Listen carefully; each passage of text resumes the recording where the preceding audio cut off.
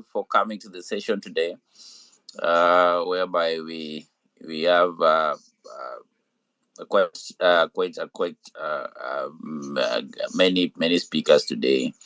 Plus, also, it is asked to give conversation, give way forward always. What can we do as we move forward? Enable Neto, I see you. Good evening. How are you doing? Good evening. Nairobi is fine. It's pretty cold. Thanks so much, Hillary, and thanks, Marge, and everyone else in the call. Looking forward to a good morning, afternoon, and a good evening meeting. Thank you so much, Hillary. All right. Thank you so much, Mishimiwa. Welcome. Comrade Buka, how are you doing, buddy? Good evening. Good evening to you, comrade. How are you? Good, bro. Good. How are you doing now? Yeah, thanks for putting this space up. Right. Thank you. Welcome so much. Yeah, I see Tony Kashoka online. Tony Kashoka, good evening. How are you doing? Good evening, Hillary. How are you? I'm good. How are you doing? Niko sawa sana. Karibu sana. Asante sana. Asante. Yeah, Daktari, if you can hear us, you can have a mic. Daktari, Dr. Miguna, if you can hear us, our meeting. And make sure that we socialize always. We usually say that it is important to get in touch with each other, and also to make sure that our next space you are aware early as much as you can. So it is important to get in touch. Look left, right, forward, and backward, wherever you can see. It is important to see that you're following that. I can see so many people are joining. Hello, Yes, Hillary. yes, Daktari. Go ahead. Yeah, good evening. Muluka is trying to get in, but I think he's having trouble. Can you check? Can you check on him? He could be on the waiting somewhere. I don't know. Who? Muluka, Barack Muluka. Oh, He's okay. supposed to be one of this. Yeah. Yeah, let me check on him. Otherwise, good evening. How are you doing? Oh, I'm doing okay. Thank you. All right. Welcome to our show today. Thank you so much for joining. Yeah, let me reach out to him and see what is happening. Madge, you can go ahead and let me check. I'm checking with Maluka what's happening with him. Then I'll be back. Yes, thank you, Hillary. Welcome everyone to the space, and of course, it's 4 minutes past. Do share the space so that we don't have people coming back later to ask us the same questions we discussed previously. And of course, as you all know, in 3 hours' time, we're having the finals of the UEFA Cup. So we hope to punctually finish by that time. So without further ado, I'll give the guests a chance to introduce themselves for those whom you don't know, or and then we just begin. So I will begin with Buka, Tony, Neto, and then generally in that order. But generally, I think people have been coming to these space so far, and you would not need an introduction. But Buka, Tony, and then Neto, kindly go ahead. Just a brief intro.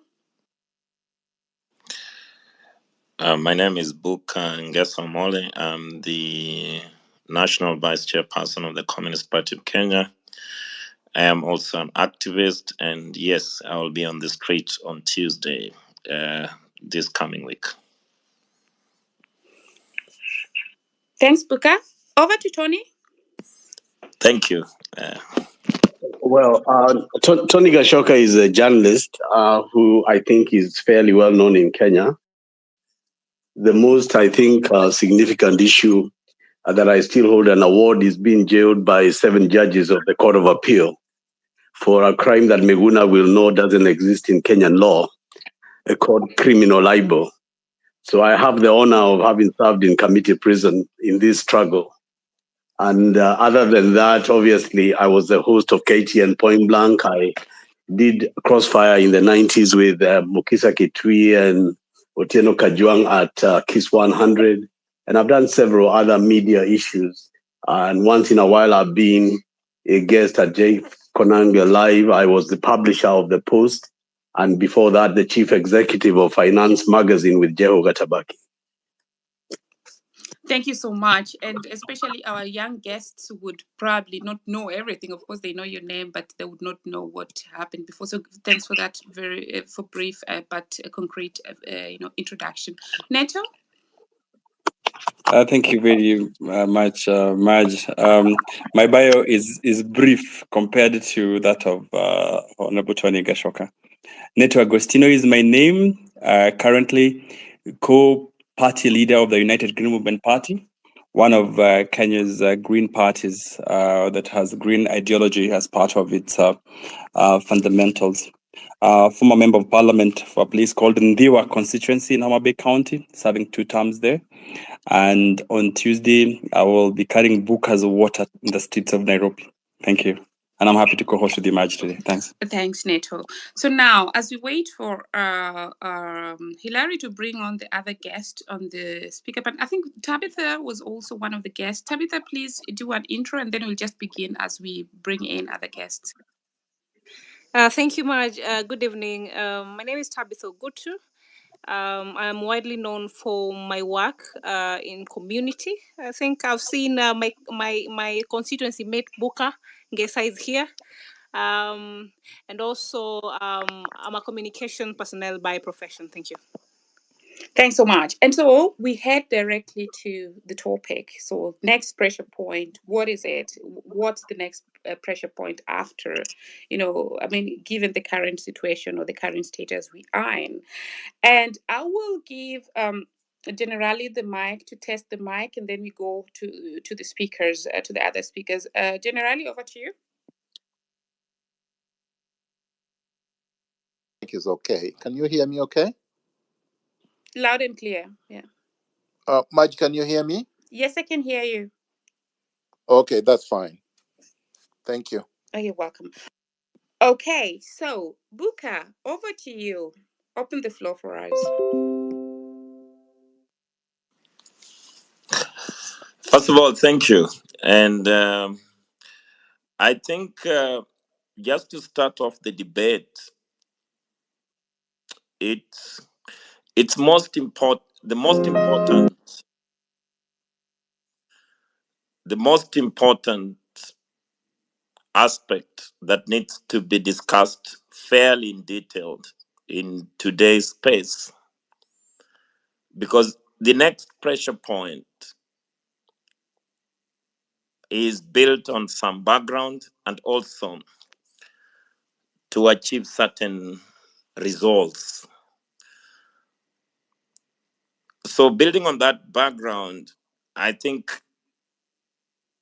it's important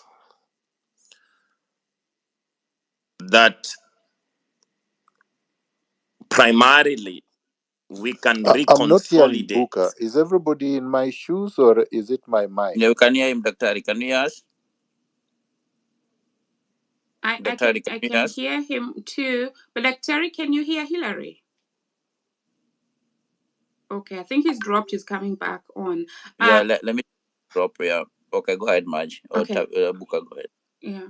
Hilary, don't drop. If you drop, everyone else drops. Buka, over to you. Yeah.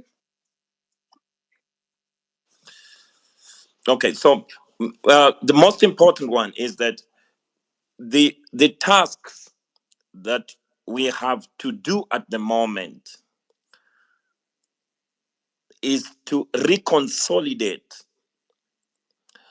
and build on the momentum and the achievement that we have already made in the streets. So this will determine the next pressure point, because remember the spark was the Finance Bill 2024. It seems that the Kenya Kwanza administration under, of course, William Samoei Ruto is determined to pacify the Kenyan population. And they have rolled out a perfect demobilization campaign to make sure that they can hold on to power as long as possible, even though it is now too little too late. The few reforms that President Ruto can do, he has tried to escalate them and do them, even sometimes overdo them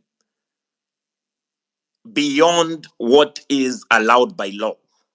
For example, if you look at the audit of the public debt, he went ahead crazy with it and set up a commission, which was basically an illegal entity. And some of the demands, like, dissolve your cabinet, he's done so. There is a media narrative already that the businesses are losing. You need to go back. There was a campaign today on all social media platforms trying to demobilize the Kenyan population that Ruto is a listening president and that he has complied by all the demands or the majority of the demands of the Kenyan people. So I think the most important thing is that we must deflate the state-sponsored propaganda and the government crusaders to try and, just refuse to give meaning to the people that have been killed either by government machinery or government militia. Because stopping the struggle at this moment will mean that essentially the people who have died in the streets in the last, 3 or so weeks have been betrayed. And also we have to take cognizance that the ruling class, both in opposition and in government, are actually not understanding what is happening in the streets. So they are trying to actually try to define a solution using an old method. That is why, for them, they're saying probably like today's in most of the Twitter discussions, the government crusaders was asking the Deputy President Gachagua to stop sabotaging President Ruto's government, which is way fetched. Remember, they called the head of opposition, led by Raila Odinga and Kalonzo Musyoka, to try and put up a dialogue which the majority of the people has rejected. So it also needs to point out that the ruling class, which is basically people who are not interested to work in this country, but they want to consolidate power and then use it to appropriate the wealth of the Kenyan people, mainly backed by certain foreign interests, whether they find themselves in the opposition or in the government, then they are indeed the enemies of the people. So the next pressure point must target the primary enemy, which in our correct analysis are now represented by William Samoei Ruto. So when we talk about William Samoei Ruto must go, because that is the political program, that the President William Samoei Ruto must vacate office with the entire Kenya Kwanza government. And in the same scale, we must not tolerate that the corrupt opposition leaders that form the same class can hijack the power and maintain the status quo. This is important because even though we put more pressure for the fall of the Kenya Kwanza government, we must also take the debate seriously of what will happen finally when power falls in the street. Because when the power falls in the street, you remember today's Ndi is scaring us that we will go the Sudan way, that we will go through the Libya way. But we must tell them that Kenya has, men and women of merit that can, oversee the affairs for the benefit of the majority of this country. So we must stay focused to call upon each and every Kenyan that President William Samoei Ruto did not reject the Finance Bill 2024, but he was forced to reject the Finance Bill. He was forced to dissolve the cabinet.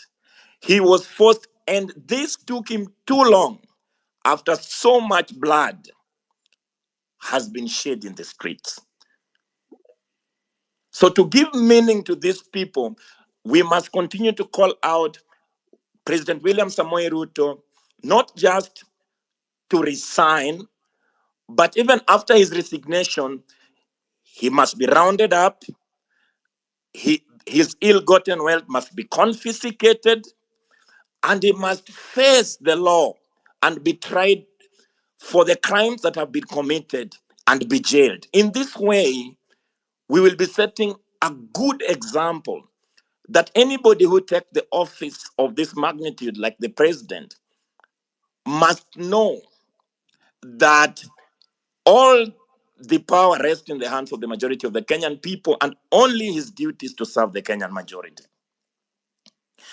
It is also important during this discussion to discuss the context of the popular wisdom in the street and who is leading that popular wisdom in the street.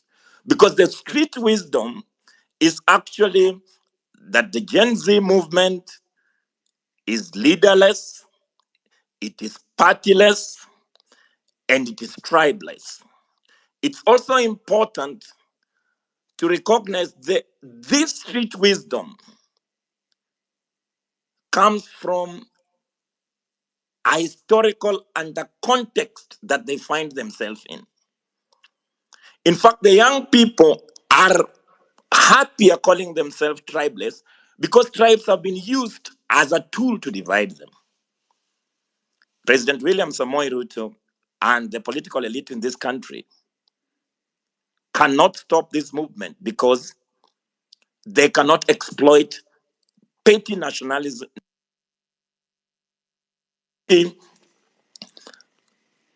petty nationalism to actually defeat the demands of the majority of the Kenyan people.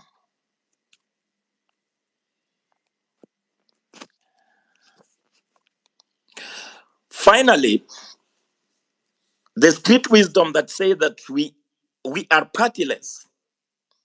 This has also been to understood that the political parties that have taken political power, be it in the opposition or in government, has auctioned the Kenyan people. So in that regard, the majority of the Kenyan people in the streets are saying that they do not want a political party that can auction them to a criminal that has called them prisoners. So in that sense, the movement is indeed demanding for a political party that only represents the interest of the majority of the Kenyan people, but not that which can negotiate for political power with a non-criminal that has overseen so much death. And it actually follows in that end that even the leadership that the people are demanding is the leaders that will emerge from the streets, not the normal leaders that are actually not bothered by the interest of the majority, that will want to only use, seize the moment to negotiate for political power at the expense of the majority of the Kenyan people. So I think the next pressure point is to ensure that the whole Kenya Kwanza administration vacates office with immediate effect. There's a clear audit of how many people have died.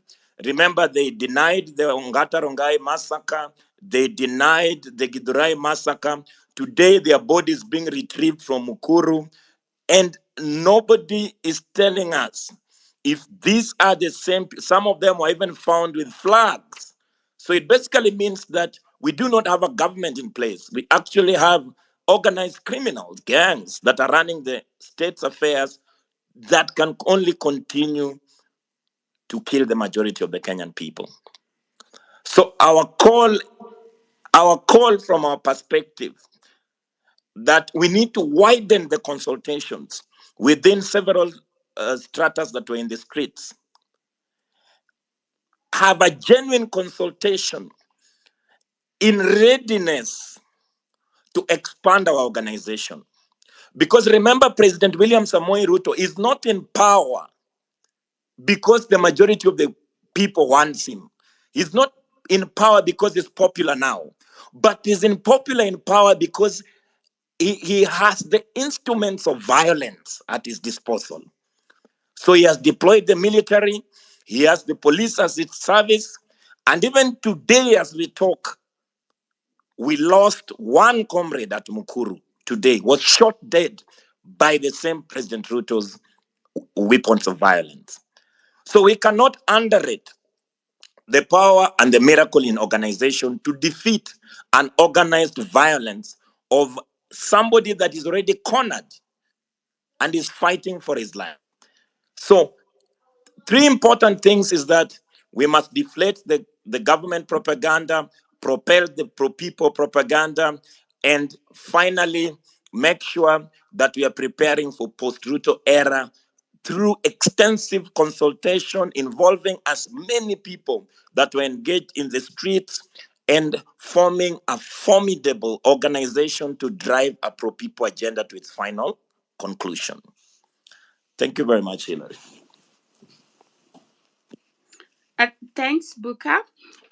Neto and Hillary. Yes, please. Yeah, much Go on. thank you so much, comrade. Thank you so much for that submission. I can see Mkwasi. Dr. Mkwasi was one of the speakers that we had in the platform. She can say hi and introduce herself. Then, as you go on, Maj.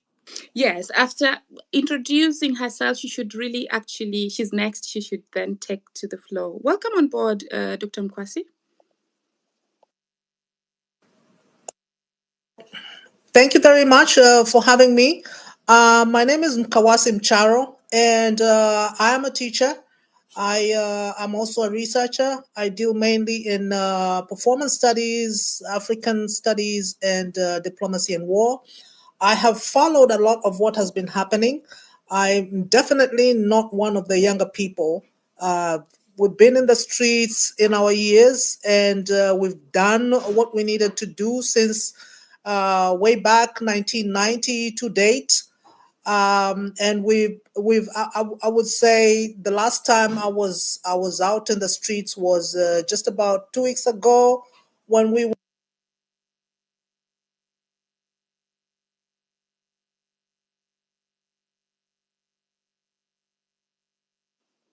Oh, somebody muted. Yeah, somebody muted Dr. by mistake. Please proceed.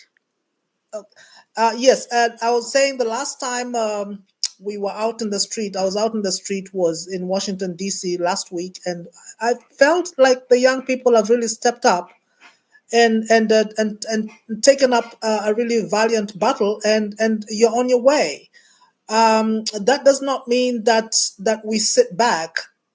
If called upon and when called upon, we will step in whatever capacity. This Kenya is ours.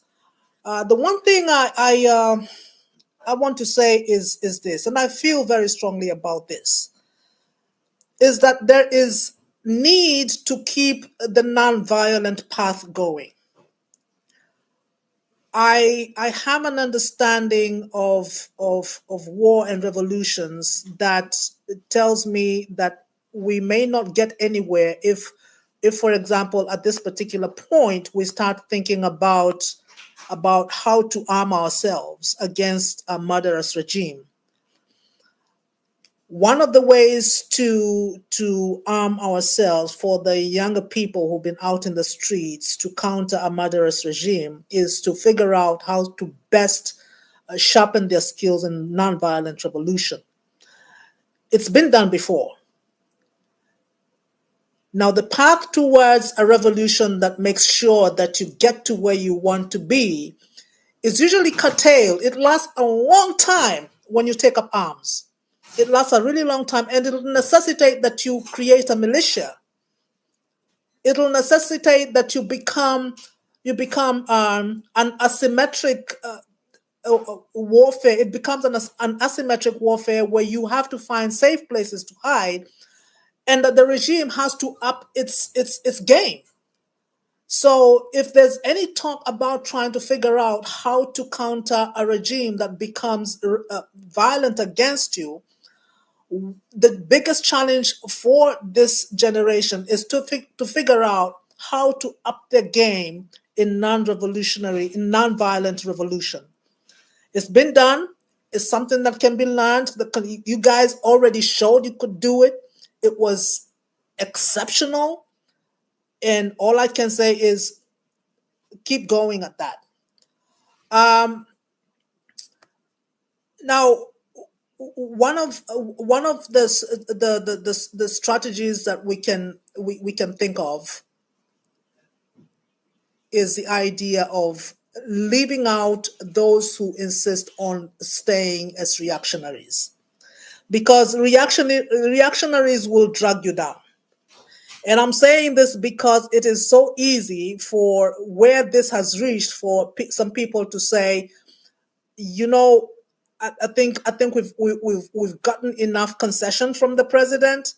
I think a whole lot of people have been fired.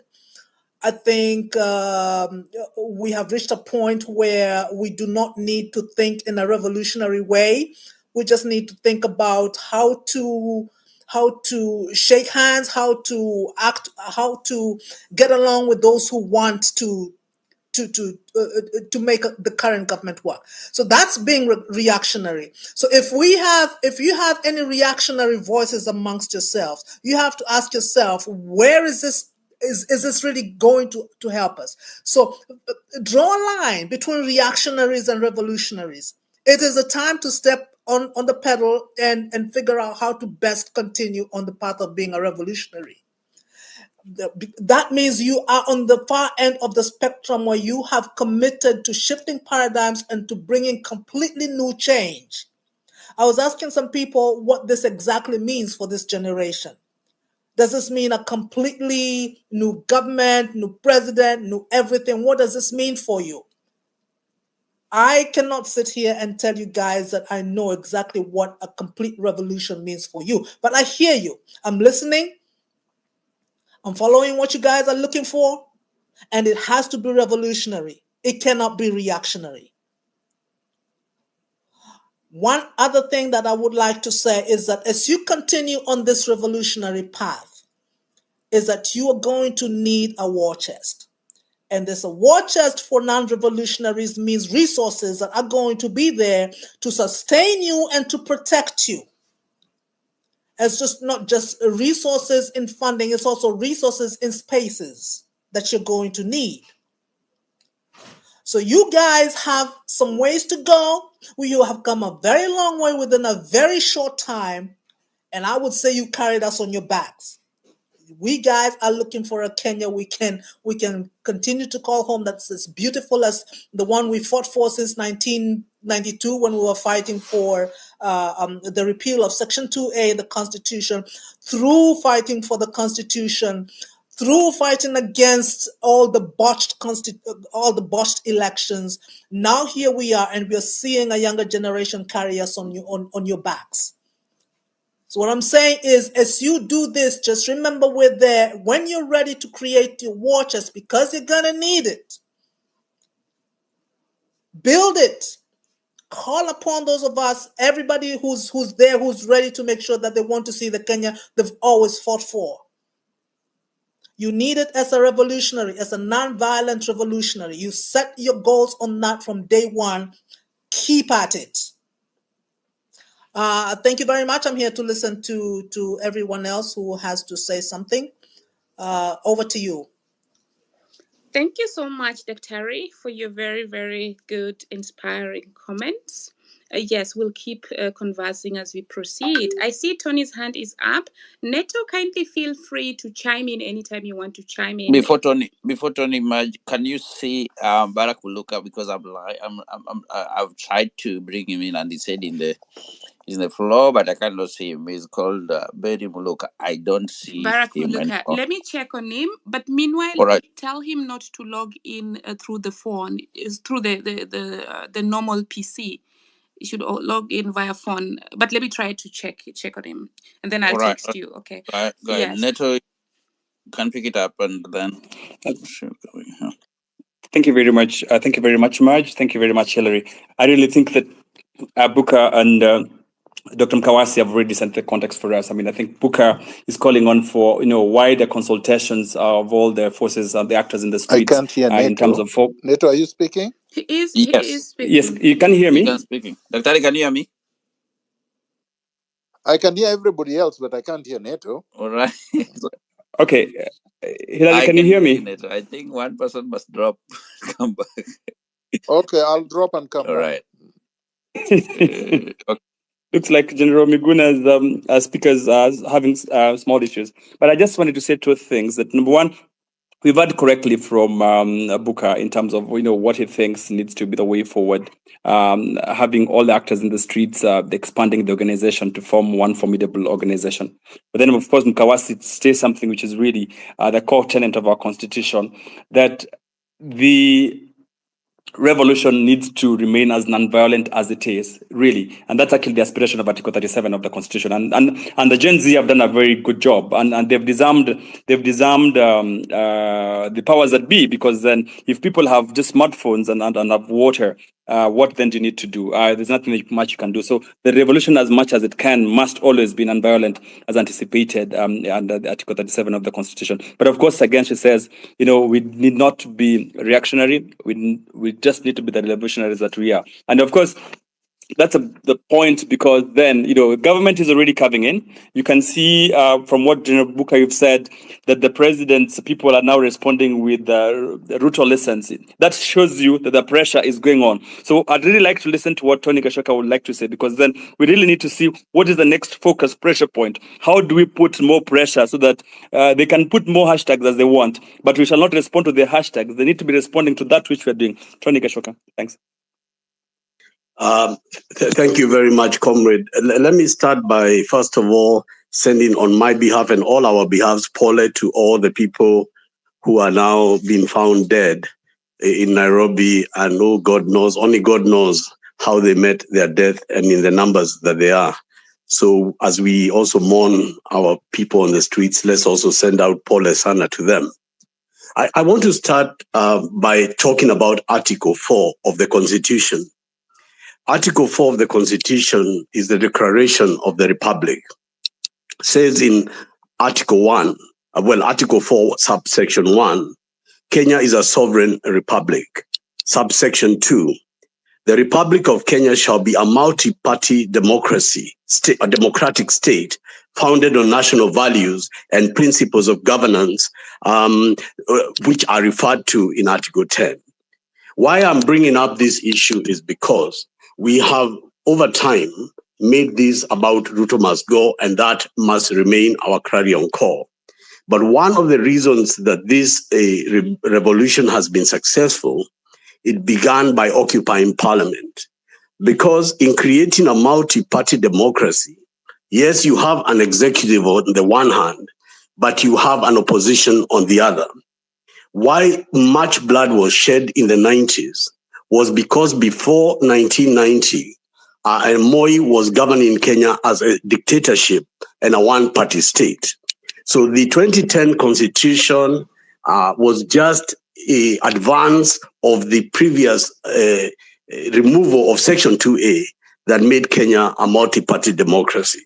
I raise Article 4 and the inherent right of the people of Kenya to have a government and have an opposition that holds the government of the day to account in order that the people have a better government. It is terrible and beyond disbelief that the Jay-Z generation had to come and do the work of the opposition. There is no country that can call itself a democratic state that would need its citizens who have elected them in order to hold the government to account, to subjugate that responsibility to the people. Why I raise this issue is because as today I want to talk in the strongest terms possible against Raila Odinga and the Azimio party. The people who are now holding Ruto afloat in this ocean of despair is none other than Raila Amolo Odinga. And today I want to give a synopsis before I deal with Raila. And I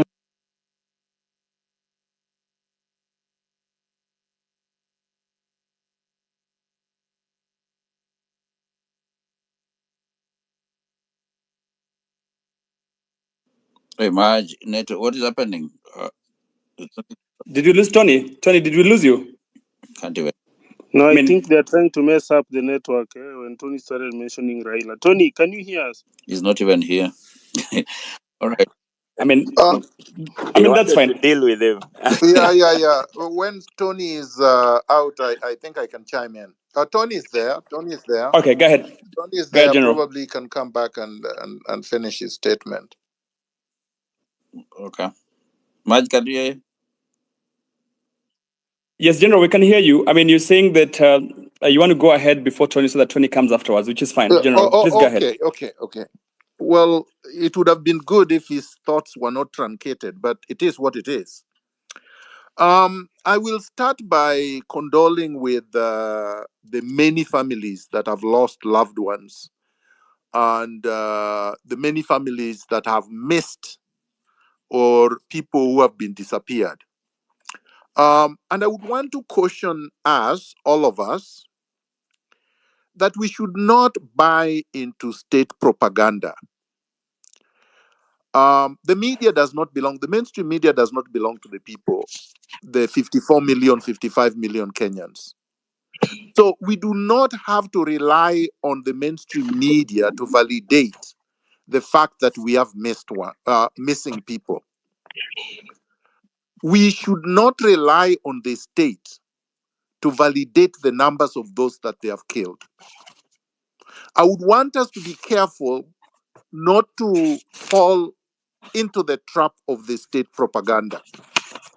That we must have quote unquote families complaining about missed ones, missing people, before we can say that there are missing people. We have to appreciate that there are a lot of families that are not closely knit.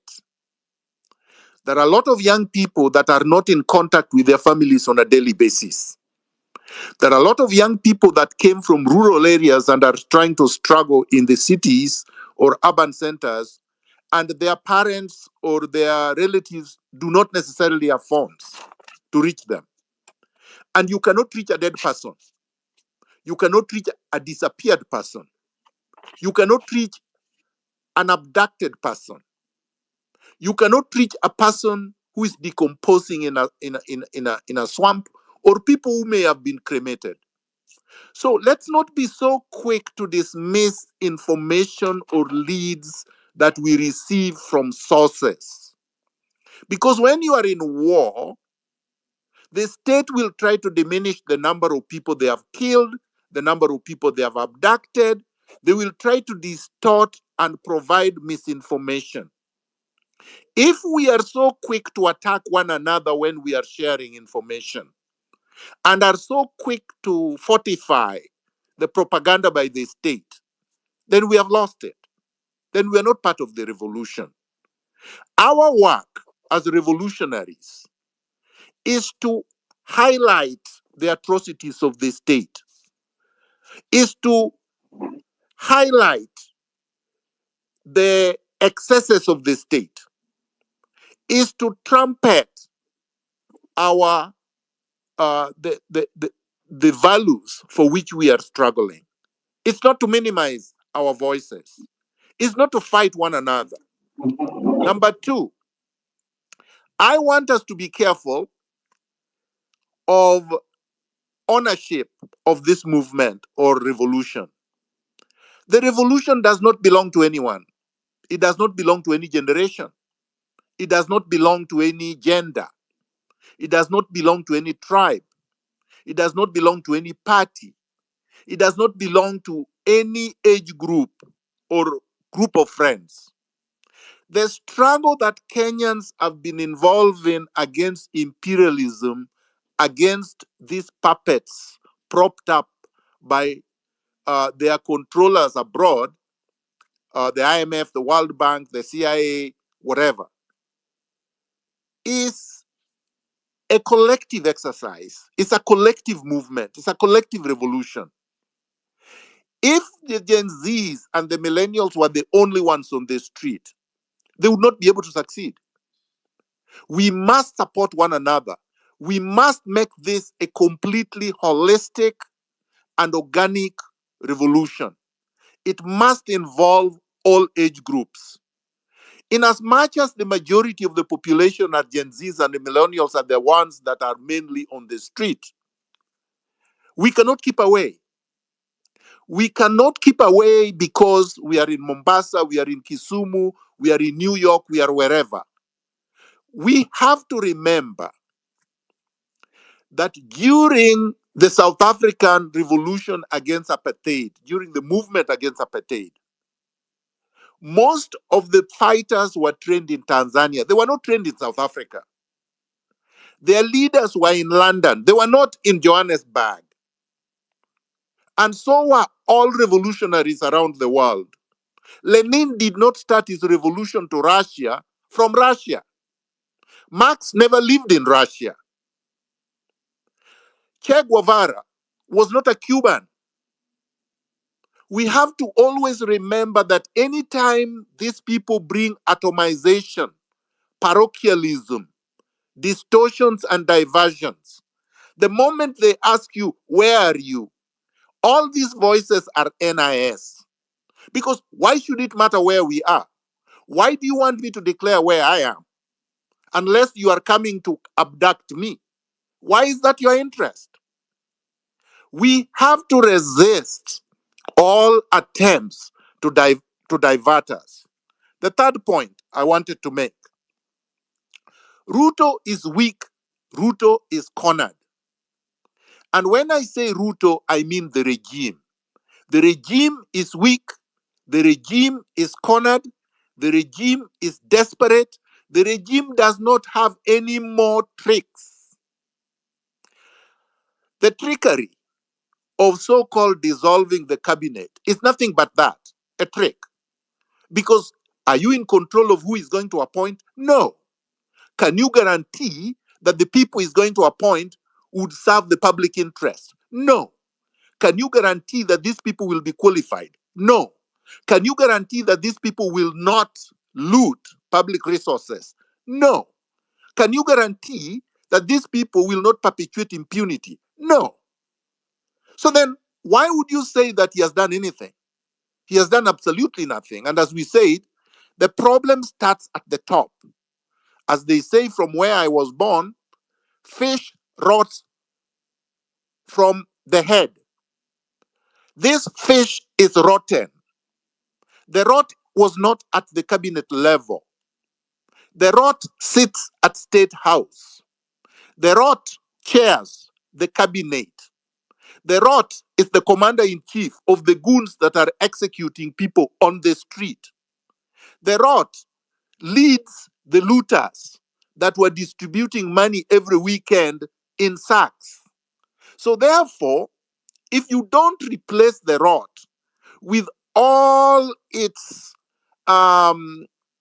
miasma, whatever it is that you want to call it, it will regroup, it will grow again, and it will perpetuate a more vicious system of elimination, system of abduction, system of looting than the previous one. We cannot let Ruto escape now. As Buka correctly said, any attempt at dialogue, any attempt to blunt our attacks on the regime, any attempt to divert us, like ODM and the rest have been doing, is counter-revolutionary. It's an attempt to subvert, to sabotage the revolution.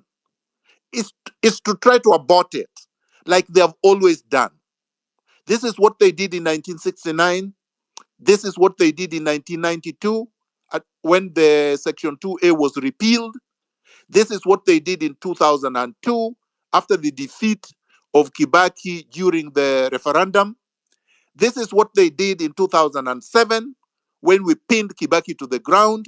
This is what they did in 2017, 2018 when the NRM pinned Uhuru and Ruto to the ground. Raila came from behind and he had a handshake and he subverted everything. And this is what they're doing now. Without this historical context, you're doing absolutely nothing. We must understand this in its correct historical context. These people belong to one club. They belong to one class. They are oriented in the same political mind space. The only thing they understand is to exploit, is to loot, and is to oppress. So what we And need to Miguna, do, I yes, was requesting if I could just, I'm leaving in 10 minutes. I had lost the mic. You might, if you could, as you are finishing, I could do, and you can I come am back finishing. on. That's fine. Okay. I'm finishing. Thank you. Thank you. The scaremongering that there will be a vacuum if Ruto resigns with Gachagua and that the military will take over is nothing but scaremongering. These people know very well that when Ruto resigns, Gachagua will not take power because he will be going with Gachagua. We will be dissolving this government. And because the Gen Zs and the millennials and the revolutionaries have already rejected all the parties, Azimio will not come to replace them. This is the beauty of it. That this revolution is supposed to remove all of them in one fell swoop. So there will be no vacuum. The military will not interfere. They have never interfered. And they're not going to interfere. They have shown that from their presence on the streets.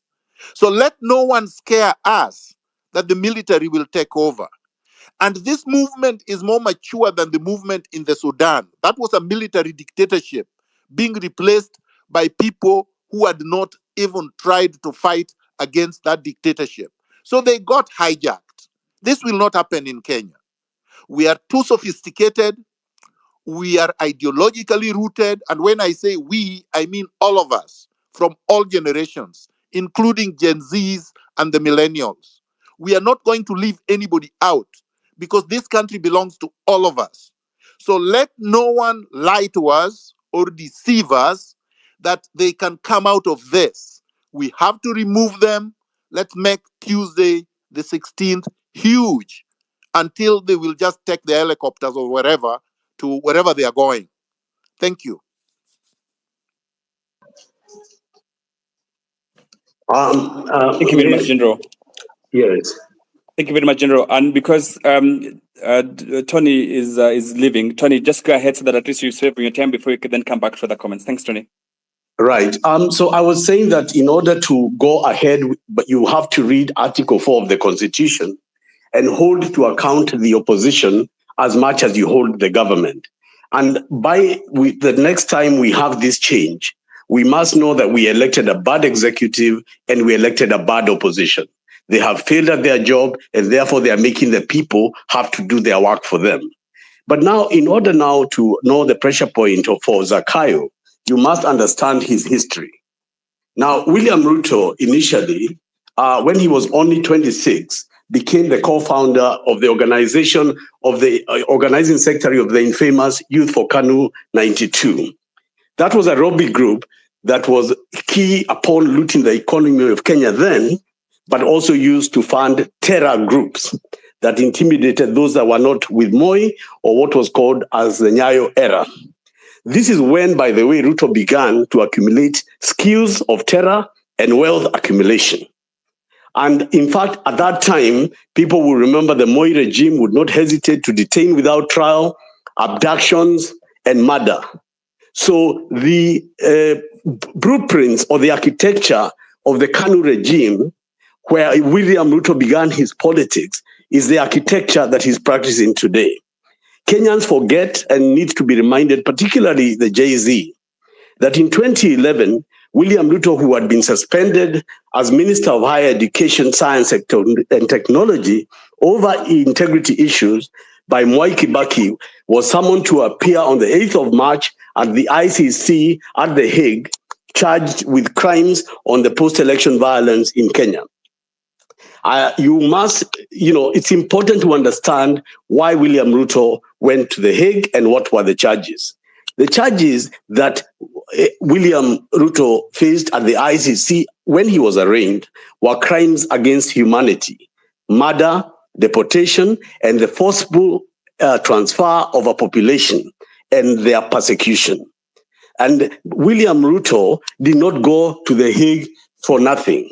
William Ruto went to The Hague for something. But what will fascinate Kenyans is who actually asked The Hague to drag William Ruto there. It was ODM.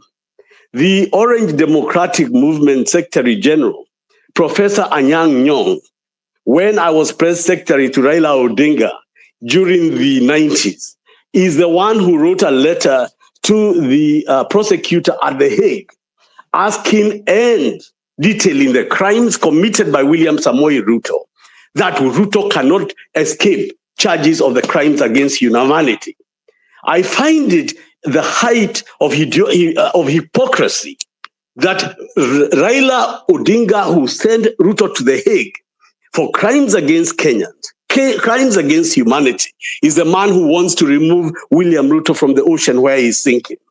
I'm raising this issue because the way forward and the pressure points that are here is that you must take William Ruto and Raila Odinga as siblings. You must take them as one. Because it seems today that all the other organs, including the cabinet, have gone. And the only thing and the only man holding Zakayo in office is Raila Amolo Odinga. I want to be as clear as possible. The only person holding Zakayo to office over the promise of dialogue and a government of national unity is no other than Raila Amolo Odinga. So I want to be very clear today to Agwambo. And I want him to know that this is not General Miguna, because Miguna knows how to deal with you in a better way than me. But I know you, Raila. And I know your history with William Ruto. But and what you're doing to this Gashoga, country. if you want to address Yeah. Raila Amolo Odinga on a personal note, I think that you can do directly even on your handle. We accept that you're bringing in... Maj, I think you should let him finish. Yes, but we know, because even No, Dr. Raila is bigger than a person, right? When he Yes. says Raila, we know what he means. So let Dr. him finish. Miguna, please kindly just allow us to host the space. What I'm trying to say is that we do not want to have personal attacks. We do not want to be used to address other people. If he is here to mention the things that, like he had done before, it was okay to say this and this, and I'm not trying to censor you. I'm just trying to say personal messages to other people, they can be sent out there. People can use their Maj, handle. let Tony finish his Yes, message. he's going to finish, but we want to I want to underline that that this is not a space to do that. Tony, over to you. In order to say that what I'm saying is correct, Kenya found a BBI bill that was championed by Uhuru Kenyatta and Raila Odinga. The High Court, in fact, 5 judges of the High Court, found under Article 257 that the matter was not people-driven. Justice Ngugi, Joel Ngugi of the High Court, Justice George Oguda, Justice Nyaga, Justice Madheka, and so forth. So I'm telling Marge that what I'm discussing about a people-driven matter has gone before the courts. BBI was stopped because it did not have or seek public participation. I'm a journalist who understands very clearly the rules of journalism are that opinion is free, but facts are sacred. And I saw a press conference where the ODM and later Raila Odinga said that they want to have dialogue and a discussion with Zakayo on behalf of the people of Kenya, that they are going to convene. And what the BBI ruling said, the president or Raila could not initiate the people-driven.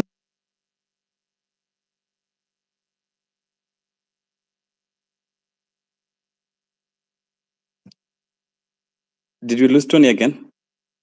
Can someone hear him? No, I cannot hear him. No, I'm trying to read. I cannot hear him as well. But, Yeah, may I I'm also... request, Hilary, may I request that we give the chance to Peter Maina? He's logging in from China, so his time zone is really, I mean, I think he's up in the night. And I just want to reiterate that this really applies to everyone, even for all our speakers here. When somebody comes to attack them personally, we will push back. But when they're coming to challenge their ideas, we are okay with it. Peter Maina, kindly. Can I say something? Yes, please. I strongly disagree with that statement. We cannot separate Ruto from Ruto the president and Ruto the person. It's one and the same thing. So when we say Ruto, we mean exactly Ruto. We mean Ruto personally, and we mean Ruto as the president.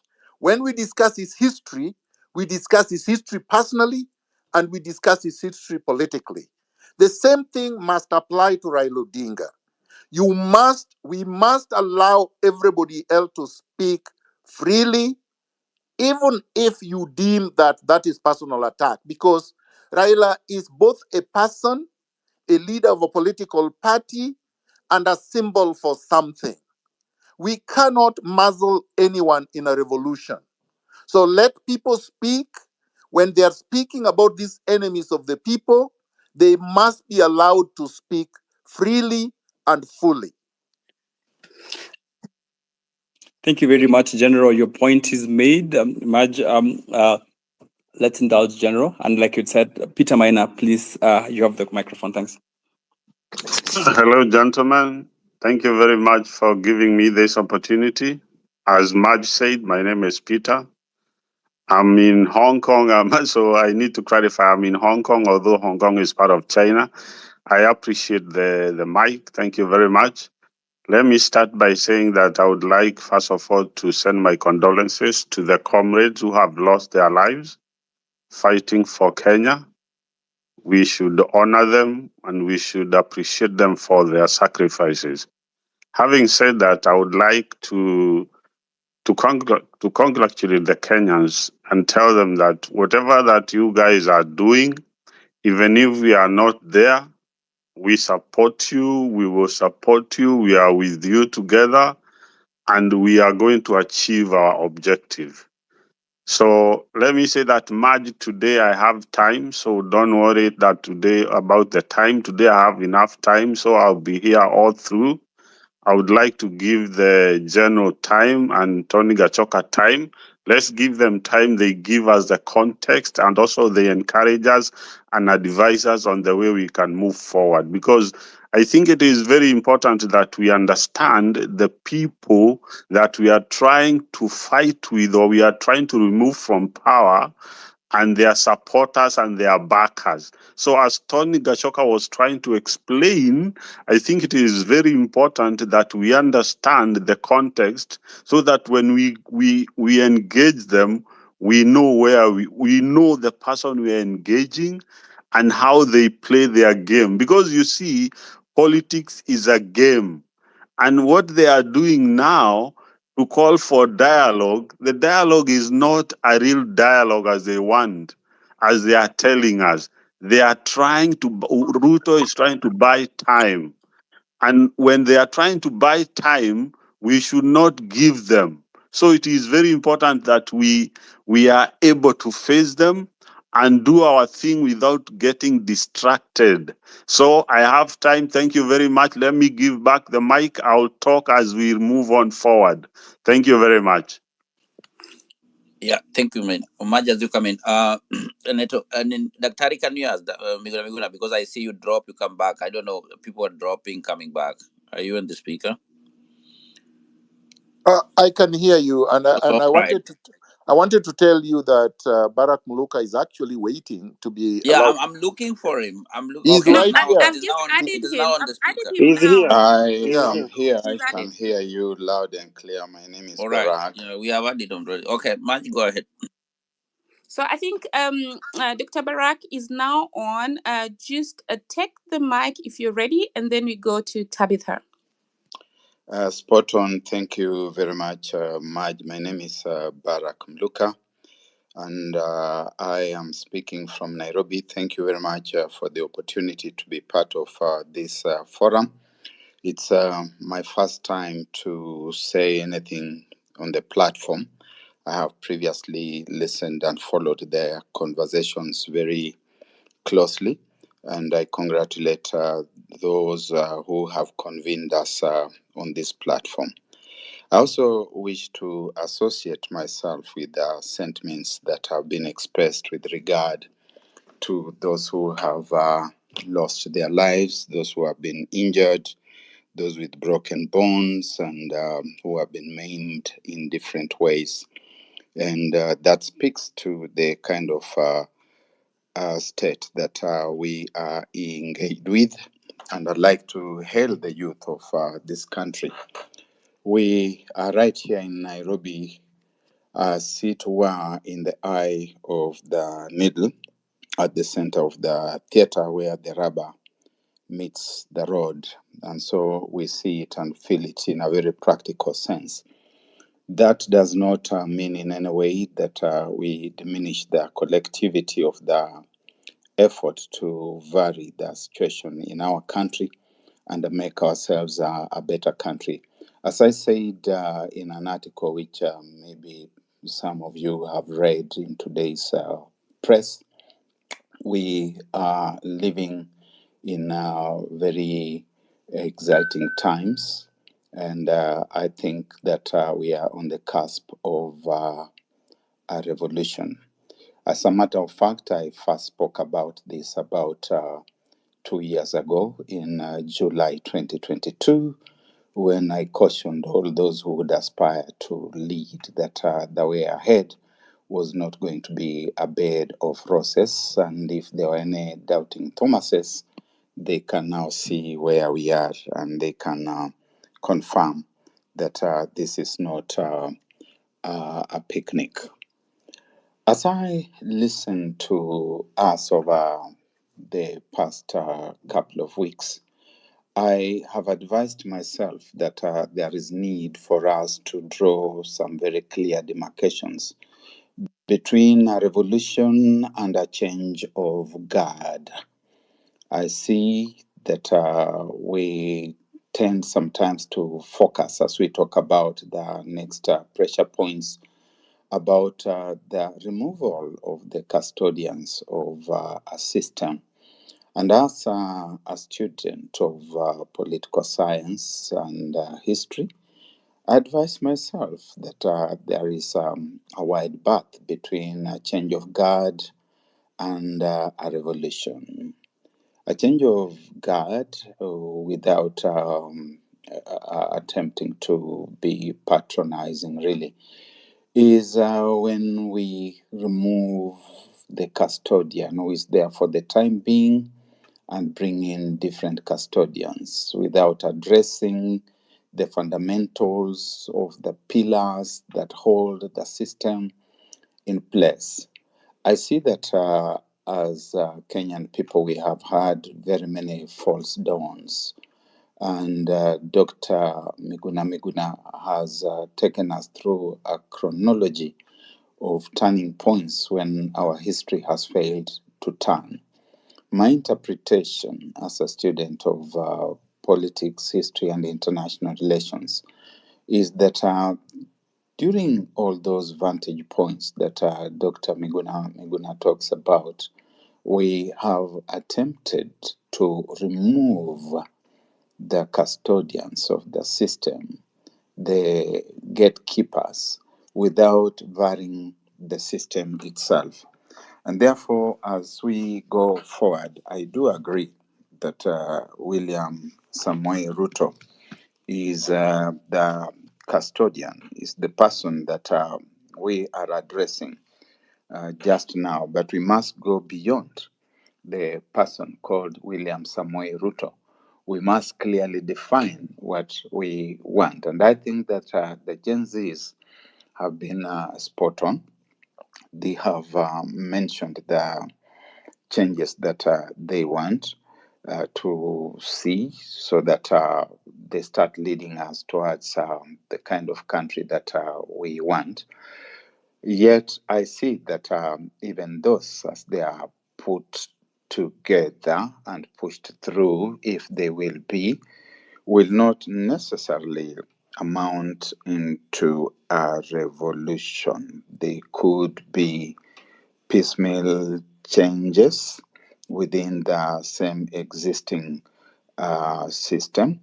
I see that members of the political class are regrouping, and that starting tomorrow, we will have the custodians of the system coming together in a rehashed and choreographed kind of dialogical arrangement, at the end of which things which they have already pre-concluded will be cast before the nation as the outcomes of that so-called dialogue. And basically, it is protection of the status quo, which we must be conscious of and which we need to stand up against. Now, as we say that, therefore, we have got to ask ourselves what our methods are going to be. I think the first speaker, I'm not so sure who she was, I found her going on, spoke about the need for non-violence. And I do think that the non-violent approach was the defining methodological departure from the earlier efforts, and it's been able to move us very significantly. When we say that such and such a date is going to be the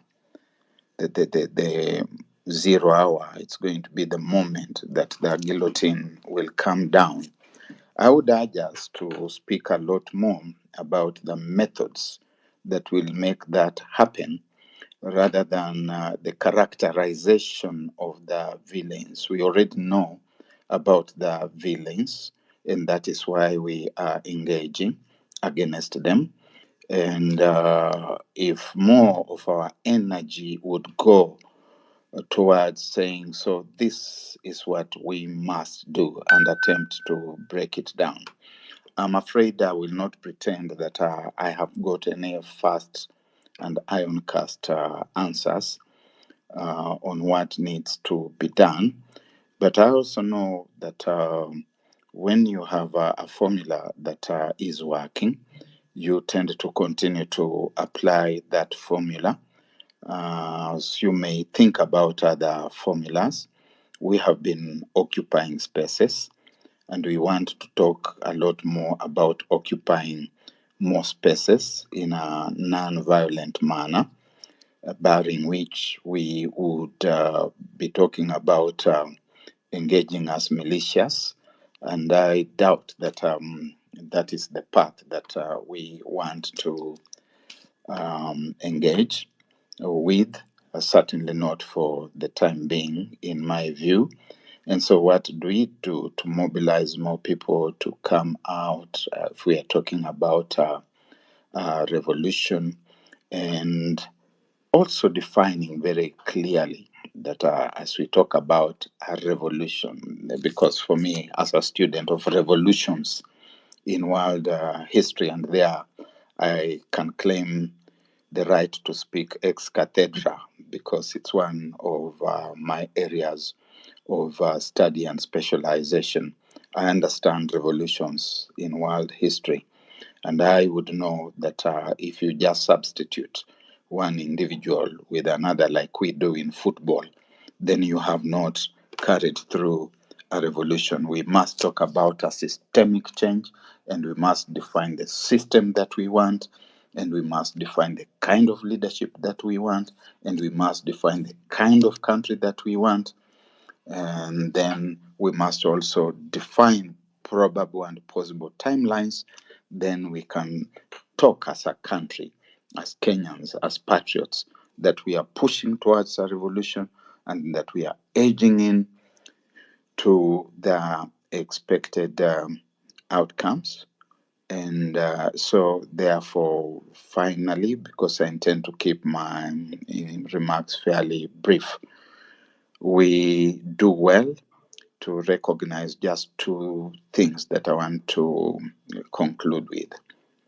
Number one, and I think it was Dr. Miguna who spoke about that, Gen Z must become a spirit rather than a physical, temporal definition and limitation of persons and groups in terms of age. Yes, the age factor has been important because this is a demographic that has galvanized the nation into action, but it must spread beyond that to become a spirit and to become a movement of like-minded persons, regardless of what other descriptors and defining and limiting factors there could be about their identity.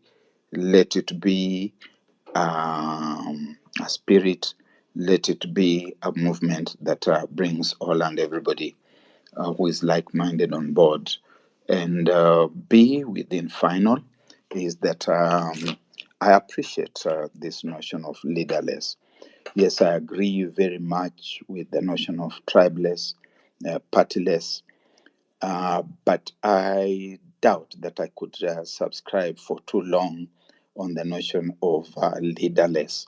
I have studied revolutions in world history. I know, for example, that one of the reasons the 1848 revolutions in Europe failed was absence of clear leadership and absence of organization from France to Italy to Prussia and to other places where the revolutionaries attempted to put their act together.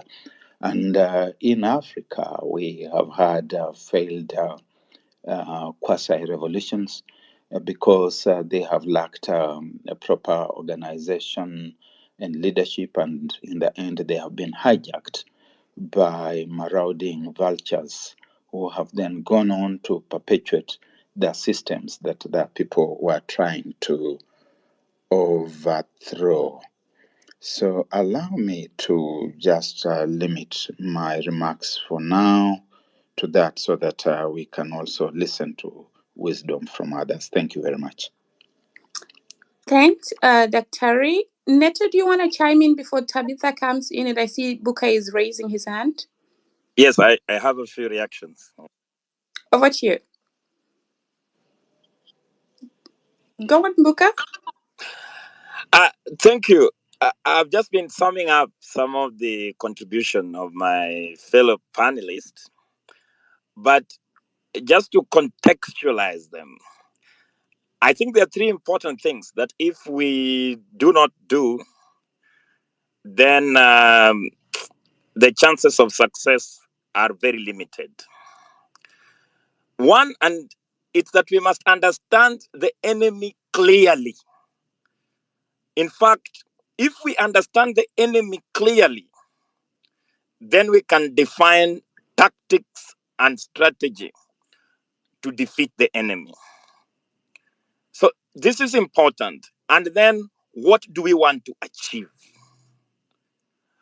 In our correct analysis, the enemy is a group of individuals, and they are a minority that consistently get support from certain foreign interests to impose policies upon the Kenyan people that are alien to the majority of those people, that are alien to the majority of the Kenyan people. That means President William Samoei Ruto is a representation of a class, a parasitic class that are rich, corrupt, but they do not produce anything. Now, once we classify the people in this country that act as conveyor belts for the international, imperialism, particularly now that people are even conscious about IMF and World Bank, IMF will not find a root in Kenya without such individuals. These people exist both in government and opposition. These are the criminals that we must defeat to access power.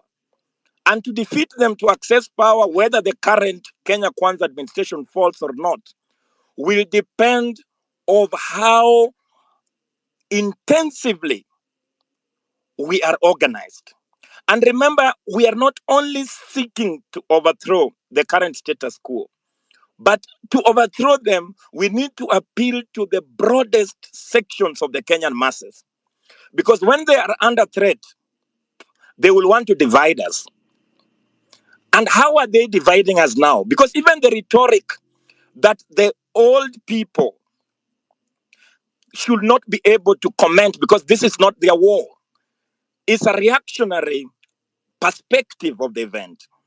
Because if we did not have our ancestors fighting to liberate this democratic space, if Dedan Kimathi was not hanged by the settler colonialism, then we will not be able to speak on this platform today.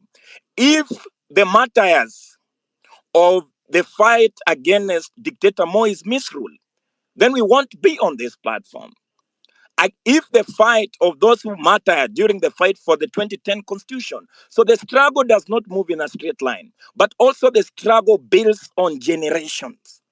So the Gen Z are actually only fulfilling their historical task by advancing the struggle that was started for the majority of the Kenyan people since independence.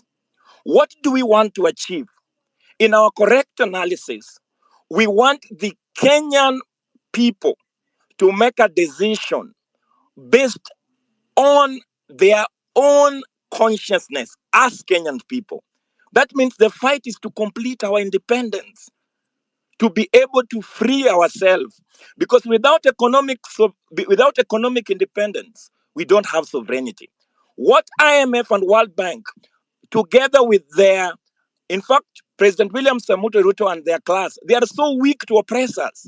That is why they have to form alliances of repression and oppression with international capital and bring the army here for the United States, bring the army for the British here. And this is what we must continue to advance, that the Kenyan people want to make decision as the Kenyan people. Now, so that is what we are fighting for.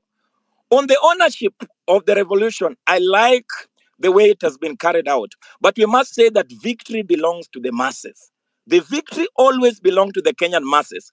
And that only the person with the people shall carry the mantle of a true revolution. In fact, William Ruto got to capture the imagination of the youth through lies and platitudes.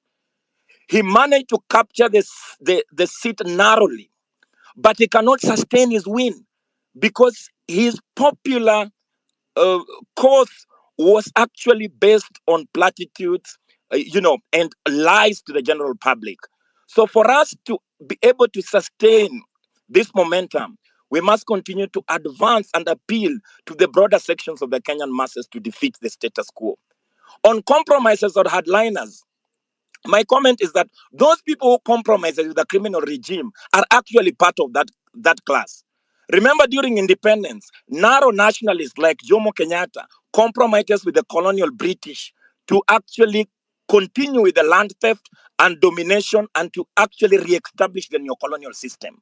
So the people who want to negotiate with President William Samoei, the criminal that has shed too much blood in the Kenyan street, they do not have a problem with the current status quo. They are only envious that now President William Samoei Ruto is overseeing their affairs on behalf of the real enemy. But these people who want to compromise, they only see themselves occupying the positions of the white masters that are now the neo-colonial chieftaincies that we have in this country. So we must call those people who want us to compromise at this time and tell them that everything else that the Kenyan people have won, they have won it hard-won with their own blood.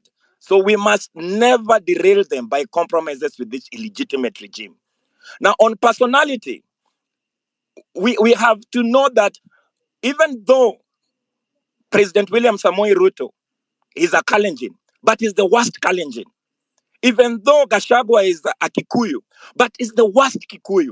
In fact, the system that we have in place makes sure that the most powerful positions in these countries are occupied with the most backward people. In fact, President William Samoei Ruto does not represent the interest of the Kalenjin community. The Mudavadi does not represent the interest of the Luya nation. Gachagua does not represent the interest of the Kikuyu nation. In fact, they represent the interest of a minority of those small nationalities that they continue to ride on their back and negotiate for political power. So they must be called out in terms of mobilization, that even when people talk about tribalists, like I'd rightly say, it is not per se that the objective reality people are tribalists, but they are tired of political elite that uses tribalism to divide them along ethnic lines. So they are rejecting that kind of tribalism. On dialogue and the MPs who voted yes, I think what we must hear that the MPs that voted yes are the enemies of the Kenyan people. But the MPs who voted no, they must be seen to represent the interest of the people. So they should be the first people to start filing an impeachment motion against this president because they know for sure the Kenyan people will support it. But don't they just think they will be complacent by saying that, no, we voted no. That is not enough. They must then do more in terms of what the constitutional framework offers them to make sure that the person who has shed so much blood in the Kenya and is determined to kidnap us and to abduct us is removed from political power. And why we must win this war? Because when the storm, when actually the storm goes down, the amount of repression that the Kenya Kwanza is going to do upon us is going to be almost near death. So we are fighting a fight for survival. We are fighting a fight of life and death. If we leave President William Samoei Ruto to stay in power for an inch, once he re-establishes himself, he will massacre us, he will kill us, he will run around and actually collect the people he thought caused him this pain, and they will be sent down under. This is what we must tell the population, that the repression will not continue, will not stop after the rejection of the finance bill. In fact, he will be able to re-establish himself in power, just like Moi did after 1982. Did he not send people to exile? Did he not form torture chambers? So the reason why William Samoei Ruto must not stay any longer in power is also for preservation of the progressives and the revolutionaries that have been opposing his government all this time. That is why we say on Tuesday, we are asking the President William Samoei Ruto, because he knows them, he must provide the people that are abducted, the people that have been kidnapped, dead or alive. He has to produce them, so that at least from that clean sheet, even if we are charging him, we know we have the evidence of dead bodies on the table. But at the moment, when we don't have our loved ones, then we must continue to push on for that kind of thing. Now, on the attacks of who supported who, this is something that has been used to attack the people who are appealing to unite all the progressive forces. There are people who probably will have supported Ruto at that time. There are people who will have supported other people at that time. But if they genuinely come to the people's camp and then say that we realize we have made certain mistake and they are willing to fight on our side, then we must welcome them with jubilation and actually make sure that they can fight alongside us until the defeat of the primary enemy, because this is important. And then finally, on violence and non-violence. It is important because the state has sponsored a certain narrative that there were criminals in the streets. The truth of the matter that we must continue to say is that the violence that was on the street as we were on the street was started by the organized violence of the state. When people rises up to do a peaceful march in this country, they are met with police batons. They are met with extreme violence of the police. Remember, on day 1 and day 2, there was a peaceful protest, and then day 3, they started to break the front. They are shooting rubber bullets, shooting live bullets, and the only way to break the barrier of the police until we reached Parliament was to confront the police violence. And it took at least limited violence from the people who were on the street to make sure that they were able to break the 3 barriers to reach Parliament. So we must understand that there is revolutionary violence and there is reactionary violence. We must not be ashamed to defend the people whose crime were only in the streets to defend this democratic space. But they were being shot at by live bullets. They were being shot at by tear gas canisters, by rubber bullets. They had to move to reach their destination, which was to present a petition in Parliament. This is important for us. And when we go to the streets, we call upon the police to define the routes where people will go. We have always called upon the police to sit down with the organizers, but they obviously refuse. In fact, Bungei, that is still serving in the police force, and the IG that has resigned, they will not accept a peaceful protest because they want to use the opportunity to brutalize the people. So we must continue to debunk what violence and what non-violence, because then we cannot behave like in Njeketile rebellion, where the white man was shooting at us with with with with with uh, with bullets, and then they were spraying water, like witchcraft on them. This is something that we must continue to debunk. Otherwise, my conclusion with this submission, that comrades, let us open doors to consult widely, to build an outcome in terms of an organization of national, that has a national that cuts across all stratas of interest in this country, and prepare for a post-Ruto era by having a government that can respond to the people. Why are we asking President William Ruto to fire people? After he's gone, we can actually fire them all and recruit people who can serve us. Why are we asking the President Ruto, who has continued to defy the constitution, to implement the constitution? When we have a pro-people government, the constitution will be implemented to serve the majority of the people. So the actual thing is, we go to the real enemy, finish the real enemy, overhaul the system, and roll out a pro-people government. Thank you very much. Thanks, Booker. Let's have Tabitha speak, then Neto, and then Anthony, and then we'll open the mic to other speakers. Hilary, I see your mic is on. Go on. Yeah, I think Tabitha dropped. I don't know. And Neto, can you hear us, or you're hanging? Because I'm just wondering what is happening.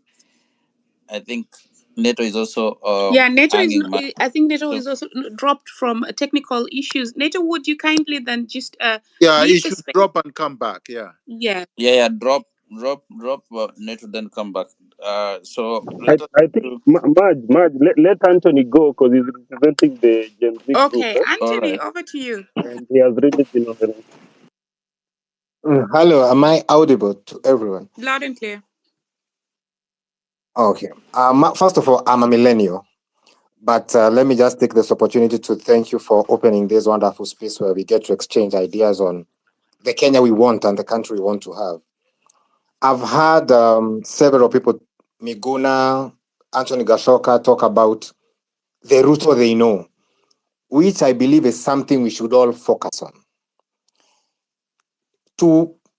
Anytime you're going to either take part in sport or politics or even war, you first of all must appreciate your opponent. What are their strengths? What are their weaknesses and all that? Ruto is not president by accident. He was strategic about it. He planned about it. And I believe he believes he knows what exactly he wants to achieve in this regime that he is leading. Our differences between us who are agitating for change are more of ideological differences. We all agree we want better accountability. We all agree we want a very deliberate fight on corruption. We all agree we need to stop seeing the blatant plunder of our country. We also need to agree that all movements that changed the course of a nation were started by young people. From the Mau Mau to repealing Section 2A to the Katiba movement to what we are doing right now. What I feel we are missing is a structure.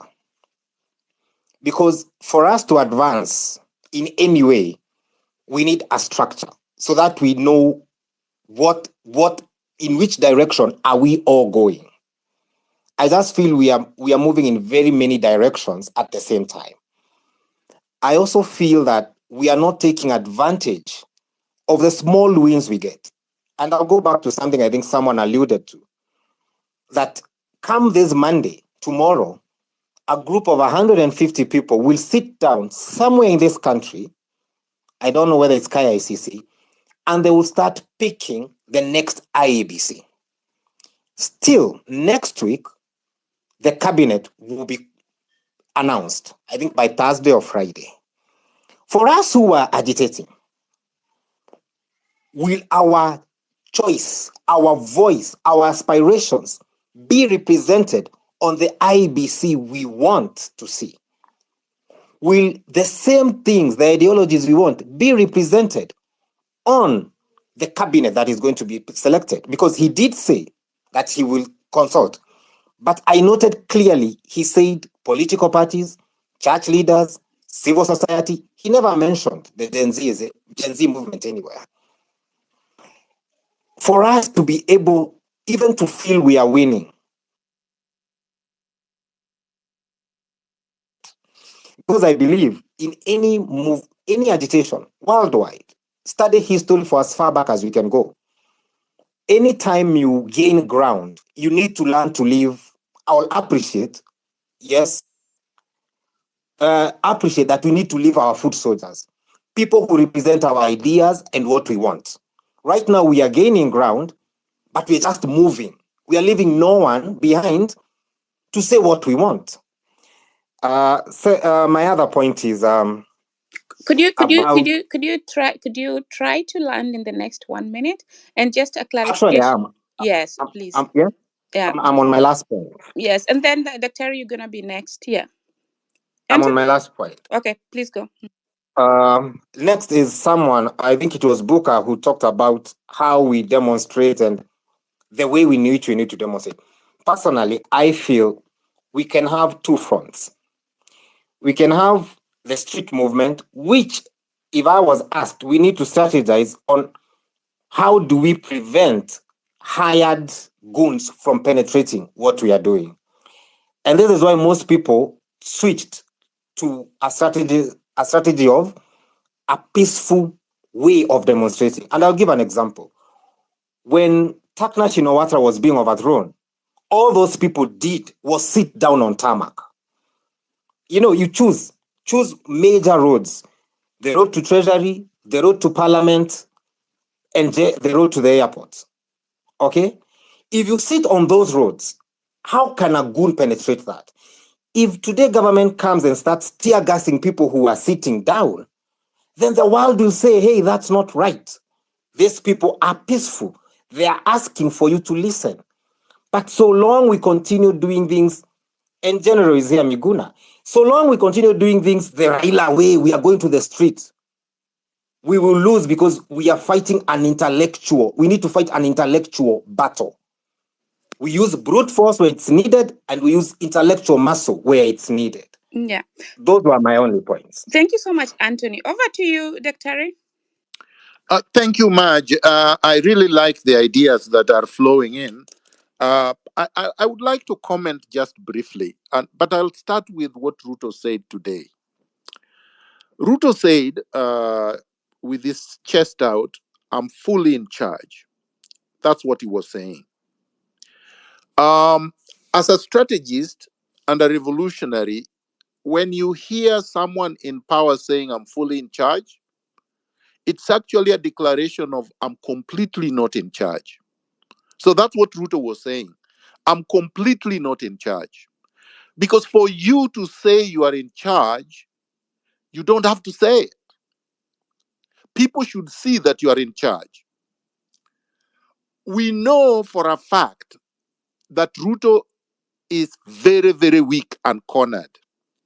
Now, to dial back to what Barack Muluka said and what Buka said, both of them are correct. Ruto and his regime and his collaborators are the ones that are the immediate target of the revolution. But the revolution will not be complete if we do not overhaul the entire neo-colonial imperialist structures that were put in place to keep the African down. And that is why it is not just a Gen Z revolution. Because when you are reconstructing a country, I saw somebody produce a very beautiful map saying under construction or under renovation, Kenya, the map of Kenya. When you are renovating, when you are reconstructing, when you are overhauling, whatever word you want to choose, of an entire political, economic, cultural, social structure, because that's what we will be doing, it means that it will not take a day, and it means you're not doing it for one generation. It means you're not doing it for yourselves. It means it is classless. It means it is tribeless, because the country is for all of us.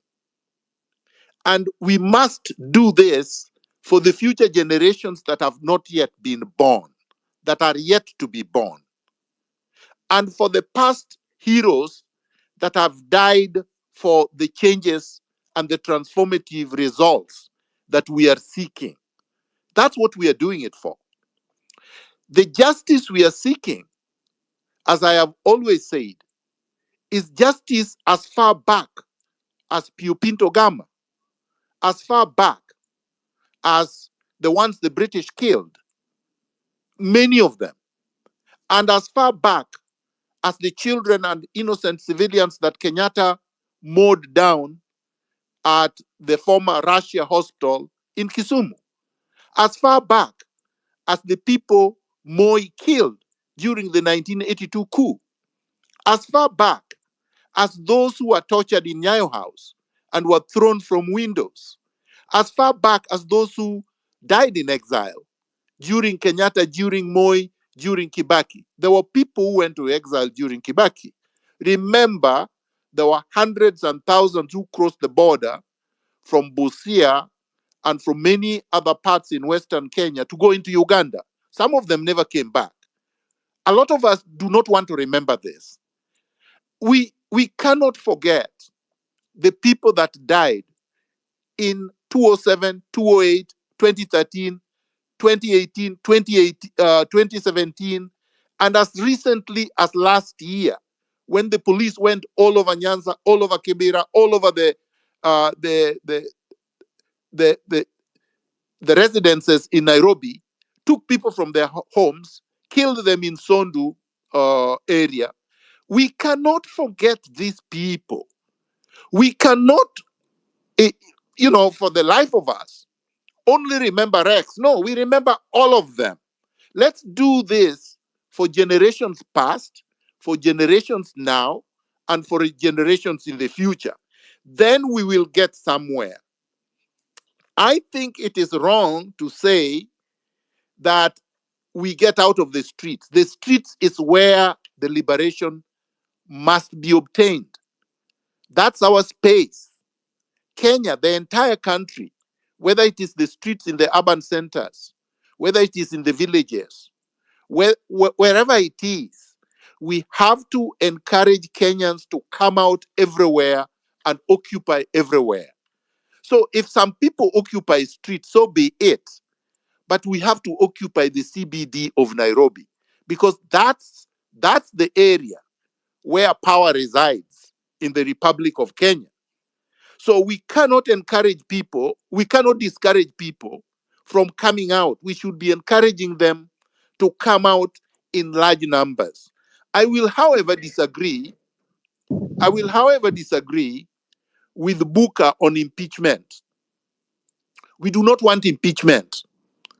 That's a futile exercise. It will not happen. All members of parliament have been voted, the ones who voted no and the ones who voted yes. We are going to have to replace the entire political class currently occupying institutions of power, because they are all on the same side. I say on the same side because if you listened over their speeches over the weekend, if you listen to ODM and Azimio people speaking from Kakamega, if you listen to them speaking from the KICC with Ruto, they are reorganizing, they are rebranding, they are strategizing on how to take over this revolution, this movement, so that they can come in with people, imposters, youth from all over the country that are going to do their bidding. These youth do not represent the revolutionaries on the street, the ones who have died, the ones who have been abducted, the ones who have been tortured. So we have to be very clear. If we are rejecting and we are overhauling the entire system, we cannot at the same time say that we want them to go to the same rotten National Assembly that passed Finance Bill 2024 to impeach Ruto. That would be witchcraft. they will not be able to impeach Ruto. We want parliament disbanded, and we are going to do it. Just like you said correctly, that why are we asking for Ruto to fire so and so? We remove him with the entire regime, which means we fire everybody, plus we fire the opposition that is fortifying them. So I will end by saying, I think the next pressure point is Tuesday, that we should come out in large numbers so that if Ruto is going, and by Ruto I mean the entire regime, is going to die by cardiac arrest, so be it. Let's cause that cardiac arrest to happen as soon as possible. Let's remove these people. Let's then transform this the system of governance. But we cannot do it, of course. The strategy of doing that will not be done on these spaces because they are here. I've actually seen my friend Murkomen is here and other people from State House. So people are listening to us, and it is good that they are here because I think they need to listen to us. And they need to know that what they're trying to do now is too little, too late. We are not interested. That is something they should have done 2 years ago when they were sworn into power. They failed to do that. They showed us that they were not interested. They were not capable. They are not competent. They are, in terms of integrity, they are incurably defective. And so the people have resorted to take back the power that we donated to them and are now exercising that power. And Tuesday should be the final push when they all are removed from power. I will yield the mic. Thank you so much, Dr. Before we proceed to NATO, I would just like to underline that indeed the only opposition we have in the country is the population. And the unfortunate event that happened, unfortunate but also fortunate, is that when there was signing in or the IBC topic there, the opposition actually, who was supposed to be defending the country, came and joined the ruling party. And it was unfortunate, but at the same time, very fortunate, because then the people would see that these, they're on their own, actually. That was the message they communicated right there. So for this, I believe also any process going through the same, parliament would not go through. Another thing I wanted to highlight, that was at the very beginning, Dr. talked about communication and information where people were attacking each other, and there were a lot of propaganda going on. In the recent times, we've seen, actually it was my very first time that I saw any country beating Russia with the propaganda. At the very beginning, they really floored them. Russia came and caught up later. So in war, there's power in information. What I find very unfortunate is that if A says this is happening, instead of people coming to prove A wrong, they come and attack A and say, no, he's lying.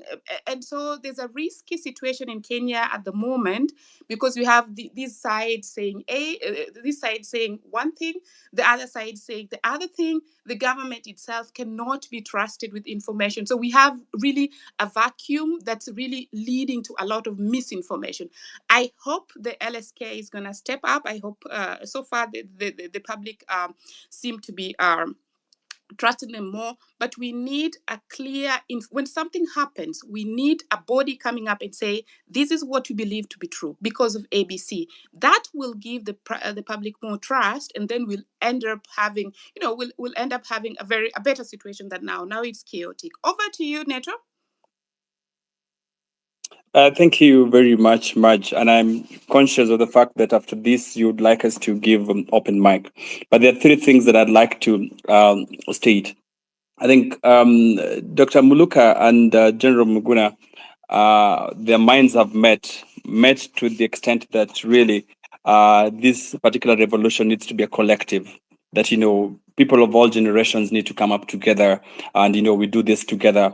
But more instructive is General Muluka sharing with this history of revolutions, to the extent that, if it's leaderless, then of course it takes too long to deliver. So I think that's a point that you really need to take into consideration. But I also think that matches with what Buka said in terms of expanding all the voices in the streets into a formidable and organized structure. Having said that much, let me say three things. Number one, what the people of Kenya are doing is constitutional. There is nothing unconstitutional about what we are doing. It is because, and I'm happy that Tony Gashoka was really was on top of it. When he said when he took us to Article 4 of the Constitution. But I want to expand it slightly a bit more and point out 4 or 5 articles of the Constitution. The first one is the article that gives sovereignty to the people.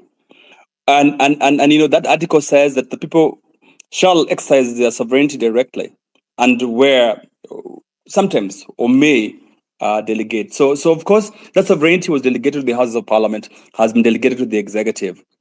But we think that the executive is not running the country in the manner that we had hoped that he does that. What did he do? Article 10 aspirations in terms of national values, national core values have not been taken into consideration. Article 73, Article 74, 75, 76 of the Constitution with regard to national integrity and integrity of leadership has not been taken into consideration. So therefore, the Kenyan people are saying, within the means and province of the Constitution, Article 37, we shall peacefully and unarmed present a petition to you, the presidency, telling you that you are not running the country in the way that we want to run. All this is very constitutional. So we hope that the presidency can then see within the meaning of Article 146, which provides for the president may and should resign, because then the people of Kenya are saying, we gave you a mandate, you've not been able to deliver on that particular mandate. So all this is very constitutional, and no one should ever say that the people of Kenya are acting extra-constitutionally. Having said that, there is a conversation that is ongoing, and I'm happy that General Miguna just said that right now. We do not, God is on the side of the people of Kenya. For those who are not believers in God, you'll permit me. 2-3 years ago, the former Chief Justice on the province of Article 2617 of the Constitution did declare this particular parliament unconstitutional and should have been dissolved. Now, those of you who have had a chance to read that particular ruling, it is a ruling and a judgment that is supposed to be in perpetuity for all parliaments.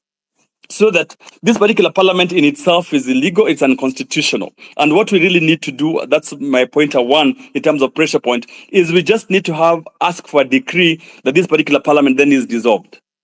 What does that do for us?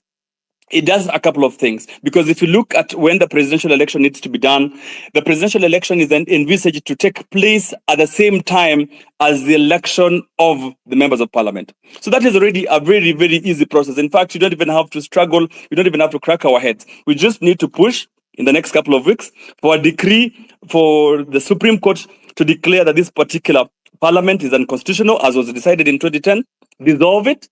And when you dissolve it, the presidency has to seek fresh mandate within the meaning of Article 146, as read together with Article 102 and Article 104 of the Constitution.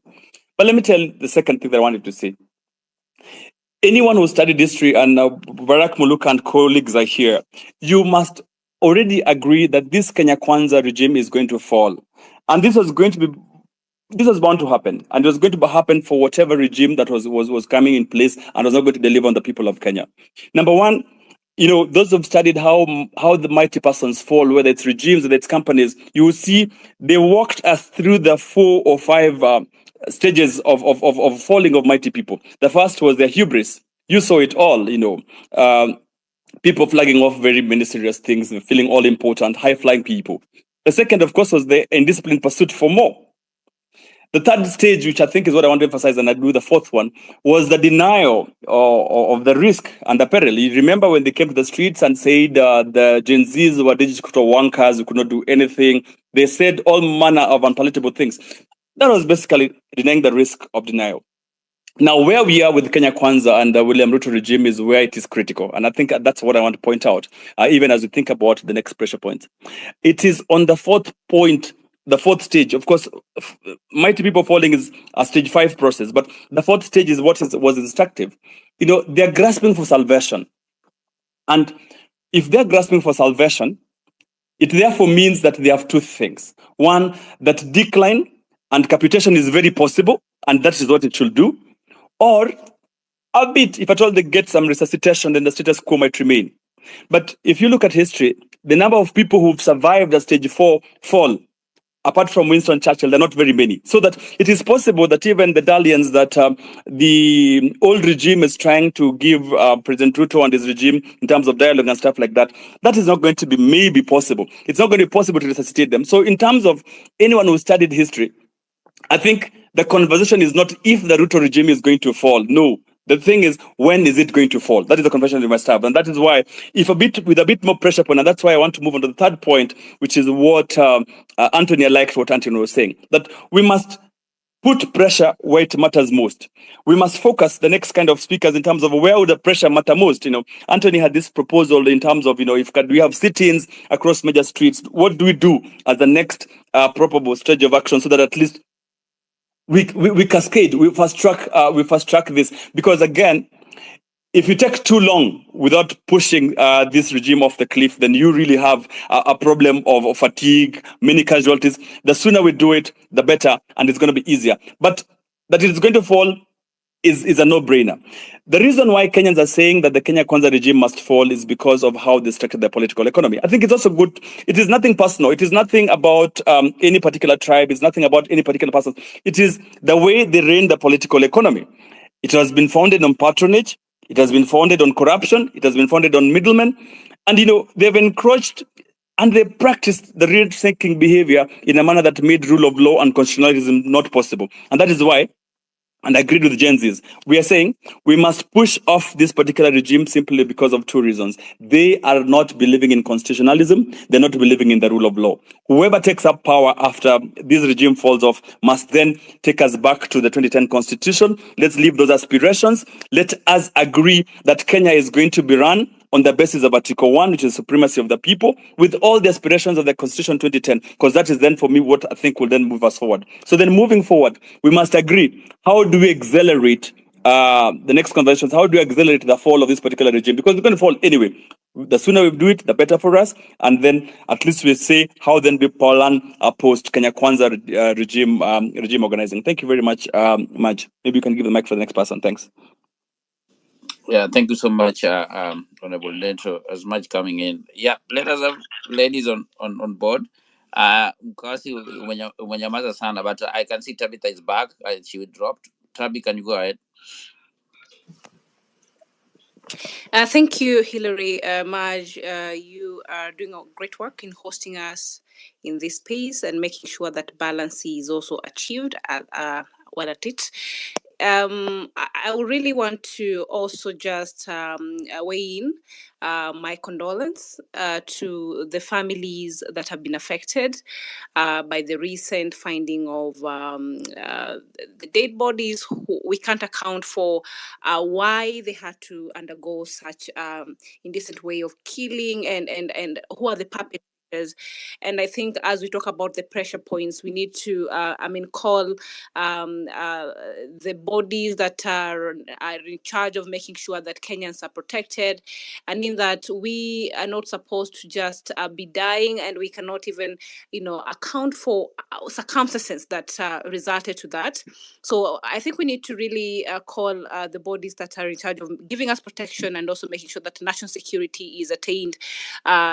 We need to call them accountable and give them pressure to also give us this report that they keep saying they're forming committees to look into issues that regards to, violation of human rights, and we've seen a lot of killings even during the demonstrations, that we need them to tell us exactly what are some of the steps that are going to be taken for the people who are found guilty, and even those who have been caught on cameras, national police that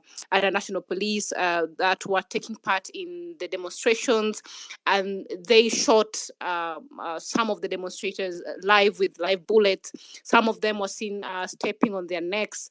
Some of them were seen doing very inhumane, ways of, trying to silence the voices of very peaceful protesters. So we have to see some of this conversation also taking place. We need to call these people accountable. so that we are able to also, as we go towards a free Kenya, a Kenya where all of us enjoy equal human rights conditions, these particular bodies that are in charge of giving us protection need to be held into account as a pressure point. I want to say that it's very good that I've seen the co-hosts and the hosts really giving us direction when it comes to also, this space being objective and just discussing exactly what we really need to see moving forward, other than characters and people already. Some of them we know exactly who they are. So now what is important for us as Kenyans is to, for example, see and offer recommendations on what we would want. Now, one of the biggest problems we have in this country is corruption and the pandemic. It's more of a pandemic. We need to see the government declare this as a pandemic and have the EACC fast track all corruption cases and close them within 3 months, so we see how much we are able to recover from, the looted and embezzlement of public funds from, even this, the cabinet secretaries whom have left power. We need to fast track and see what have we lost when they're in the offices. What did we lose, for example, when Ababu Namamba was the CS in charge of the sports ministry? What did we lose, for example, when Nakumincha was a very boastful CS who could go even to a village and fire the OCPD in that area, and she was a minister of health. What did we lose in these particular ministries? Because we have lost money in billions, and so we need to now call this particular government that we're also trying to make it leave power as it does the same. We need to see that the bodies which they are eating already our money, because you see they're being paid. The EACC need also to be held accountable. We need them to give us some of these cases that have resulted to these public offices embezzling a lot of money for Kenyans. I think with that we will be able to also have justice for what we work so hard for, and the taxes hiding. I think also any leader whose department is accused of misappropriation and embezzlement of funds must step aside until all investigations are done. So then we also want to see that this government that is I think illegitimate at the moment, because the people have made their voice very loud, and they have seen that they have no confidence on this government. We have to call the government officials who are still in offices, whether they're in parastatals, whether they're running, even government agencies, and even the governors who have been found culpable. We have seen EACC coming up with reports, and the in-sitting governors whom their counties have been seen to misappropriate funds, they're still sitting in those, offices, and they cannot account for the millions of money that are Kenyan money. They're not able to do projects for the people, and we do not see any legal action being taken against them. So we need to give these bodies that are charged with like the EACC, they need to do their work. We are calling on them to do their work, because as we call the government of the day to go home, they are still having salaries. So as they are at it, then if they're not able to do our work, then we can go and occupy the EACC, so that we are able also to, have these bodies do their work. Now that we have the CSS that were appointed, sent home, as we still call on the pressure, the president, whom we are also trying to make sure that he goes home at the end of the day, will appoint other CSS. So while at it appointing the CSS, there is no point in time that he should, by any point, appoint, for example, the cabinet secretary that is in charge of sports, for example, should come from somebody who has been a sports person with a very successful sports career, shown that they have the capacity to lead and bring transformation to the sports ministry, and that we are supposed to see that not for only few people, but it's supposed to help the youth, and the youth are supposed to feel that the department that is charged with making sure that talents are nurtured, and also Kenya talent space and things like that are taken care of. We have to see people competent. If we are looking at, for example, the CS of health. I mean, we are not supposed to have a CS who already, by all chances, have a questionable academic credential. That person cannot even know what, the issues around health, are. We need to see somebody who has practiced as a doctor or as health practitioner, with ears showing credibility. They need to do a background search so that we are not able to bring also other people who have integrity issues in the name of political affiliation to this space. And I think it goes ahead to even look at the other ministries and departments.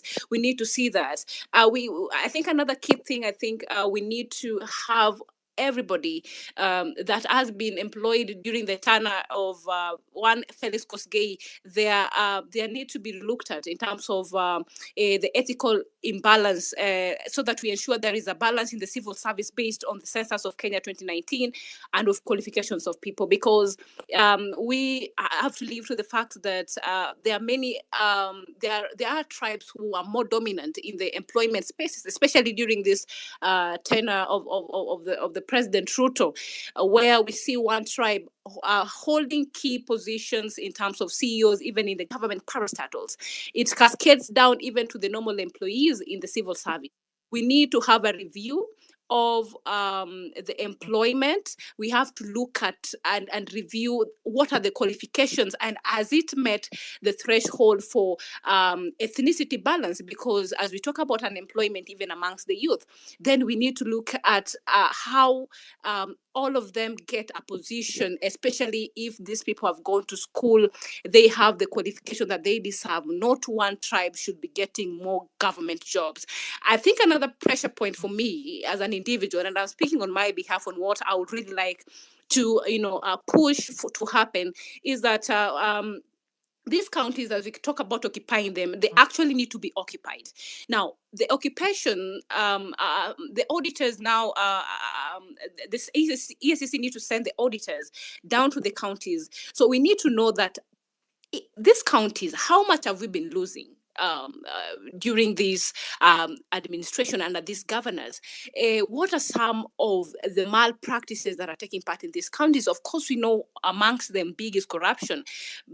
Bigger ones are even nepotism, and the list continues, because you see the problem that happens at national government.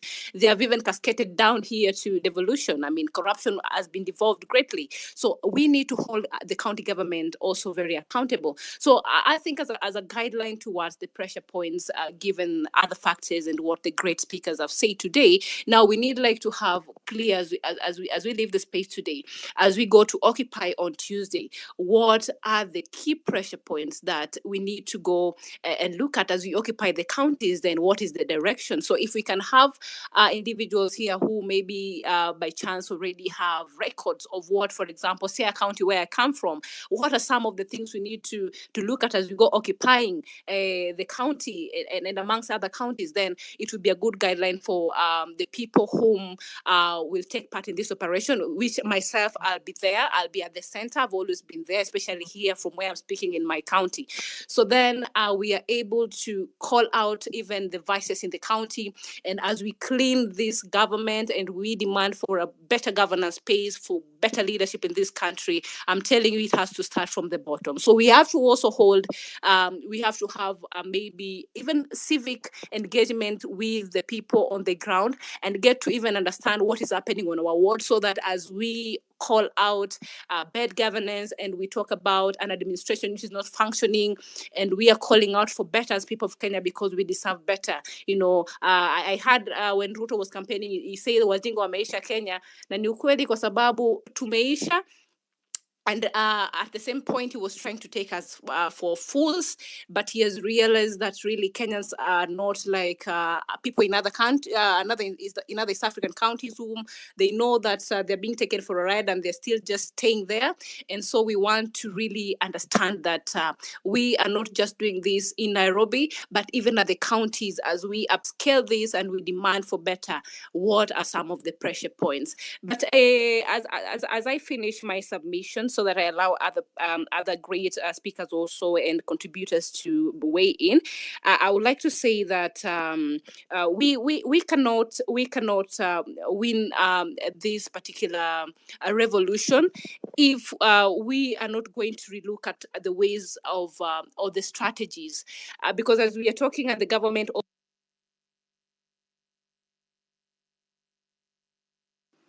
Can you hear Tabitha? I think she's dropped. Okay, so sorry Tabitha for that. I don't know what happened there. I can't hear Tabitha. I think there's a problem with our So network. Kingsman, there was somebody who was there's a lady who was to come before you, but I cannot see her anymore. Please go. And to all the guest speakers, should you want to chime in at any point, just raise your hand and then I'll see and let you go. Kingsman, over to you.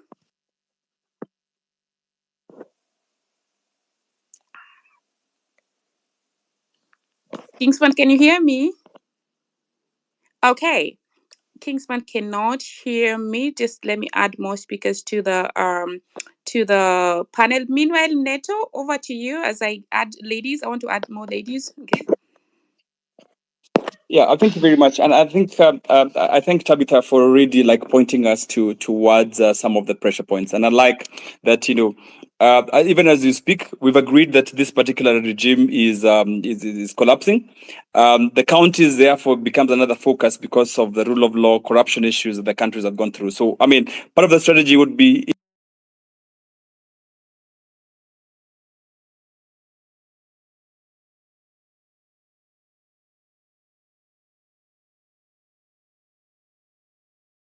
we focus in the city CBD like General Miguna proposes. I think that would be very good for us, so that we must accelerate the speed and the number of days that we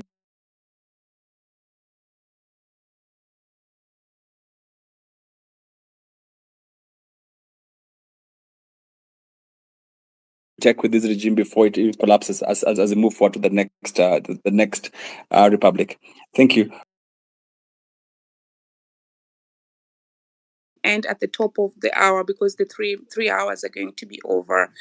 So Esperance, over to you. And then Lady Justice. Yeah. Thank you very much. I'll be as brief as possible. I just wanted to add to whatever Tabitha was saying when it comes to representation. For a very long time, when Uhuru and Ruto were elected in 2013, what they wrote down was youth. They called themselves youth. Or you see, even the cabinet secretary, someone like Ababu Namwamba, he's been Christ and youth. Because somebody is youthful looking does not mean they are youth. So for a very long time, we've had people riding on being youthful and masquerading as youths, yet they're just youthful and at the expense of other young people. So even as we forge forward, I think it's important that young people, as the Gen Zs, we continue to lead this. We really have young people coming to the front and being supported as much as you people are doing. Realize we have millennials and other people. So we really have to bring these young people on board in all honesty, in all conversations. Sorry, Madge, I can see you raising your hand. Yes, Esperance, just a moment. I forgot to explain. So for the 2 minutes, when I raise my hand, then it means that 1 minute is over and the speaker has another minute to wind up. Kindly proceed. All right, thank you very much. Yeah, so as a feminist, I'd also want to say I'd want women to be brought aboard this movement. Not to be brought a lot, but to also lead. I've seen Tabitha and the works she does in Siaya. And I've seen, I think I wasn't ready to speak. I don't know how I got here. Thank you very much. Let me continue following. No, Esperance, I actually can guess what's going on. It has been very emotional, and that's why I'd like to encourage everyone not to downplay the mental weight of what is going on here. So, Kingsman and then Commander.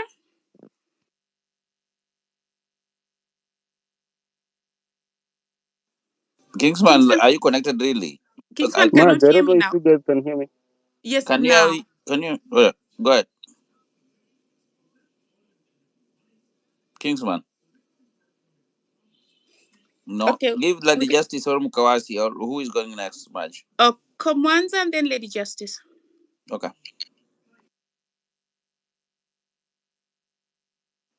Commander, can you hear me? Kindly unmute your mic. Me? Okay. Mukawasi, Dr. Mukawasi, I can hear you. Please go. Oh, okay, thank you. Just a small comment I would like to make that was about countering propaganda, because this is going to happen a lot as you keep on going. For example, countering the charge of anarchy. Now, this goes to the idea of how to come against pro-regime propaganda. And I'm told there's a group of opportunistic persons who've been trying to paint the unfolding revolution as anarchy. I would say there's a need for us to resist the reaction of being defensive, and have enough information when propaganda comes around. For example, ask them what they understand by anarchy. If they mean chaos, remind them that the beginning of this revolution, and every time Kenyans rose up to demand a better country, the people turned up unarmed. It's always been the regime and its tools of power who injected chaos. I think this was made clear by Booker. If they mean anarchy as a form of governance, teach them that many African communities that were not kingdoms were organized around anarchical system. And it simply means a government that rejects coercion and authoritarian hierarchy. These kind of places we were in used to be peaceful, and they thrived until external intervention happened. Like I know of systems like my own people where the buying and selling of land amongst ourselves was profitable, and that worked smoothly until the forces of colonization decided to give our land to other people, to the queen or whoever it was they gave it to. So those who do not know this history will believe we did not have existing healthy anarcho-capitalist systems regulated by councils of elders where no one was homeless. Now look at where we are now. So if you need this leaderless space to strategize and solidify the revolution, let no one tell you you are chaotic, and press on. You are at a critical point of establishing foundations that will sustain you. Your leadership roles will become clear as you figure out who your friends are, who your enemies are, who you need to work with, who you need to have at the core. I'll just give you one example. Historically, there was one country, Republic of Kospaya, that successfully ran an anarchical government for almost 400 years. And they were so successful, they were so free that the Pope decided to end it all. And I'm not saying this so that we can adopt this kind of system for Kenya. No, I'm just giving this example as arsenal for you to push back on propaganda and insults like being called anarchist and chaos, which would mean violent. Just reject the propaganda and move on, figure out how to get information that can counter what propaganda that is coming at you. It has so far been inspirational to the rest of Africa. This revolution has. So keep the pressure on towards achieving the Kenya where every human life is sacrosanct. That is so important. Start by mourning every single life. Start by having a space where everybody who's killed, abducted, extrajudicial killings that have happened, that person is on a space and their names are there, never forgotten. And this is radical, changing the idea that the lives we have are not important. They are very important. So just keep mobilizing and organizing, solidify your strategies, and stay on mission. Thank you. Over to you, Chair. Thank you so much, Terry. And now we moved. Actually, before I move to the next speaker, the point that you talk about of countering the propaganda, I must say that this is one that's really not easy, especially when people are the topic is very emotive and people don't even have time to react to or to synthesize one event. Then the next event comes and it just it swims out there, and I see that online. I see people reacting, even turning around and starting to even attack the people they're working with just because of propaganda. So I hope you can probably share of the comment section. I don't. For those who have time to read some literature there, then I think they will just sit down and take, even if it's 20 minutes per day, to just read and get accustomed to that. Thanks so much for that contribution. We go to Kingsman. Are you able to speak now? Otherwise, you go to Lady Justice. Yes, I'm able to speak now. Please go, and then Lady Can I Justice go? is next. Yeah. Okay. Now, mine, first of all, to those that have come in now, I want to greet you all. Hope you are well. Mine is just to emphasize on the points that our key speakers, Dr. Barak, Dr. Miguna, have spoken about. Kinabuka is, first of all, there's something that Dr. Barak has spoken about, that we need to define clearly what we want as a people in terms of governance. And if either we want a regime change or it's a revolution, then if it is a revolution, there is something that is key, whereby we need to change our system of governance, because I think that is the elephant in the room, and that is what has brought us here.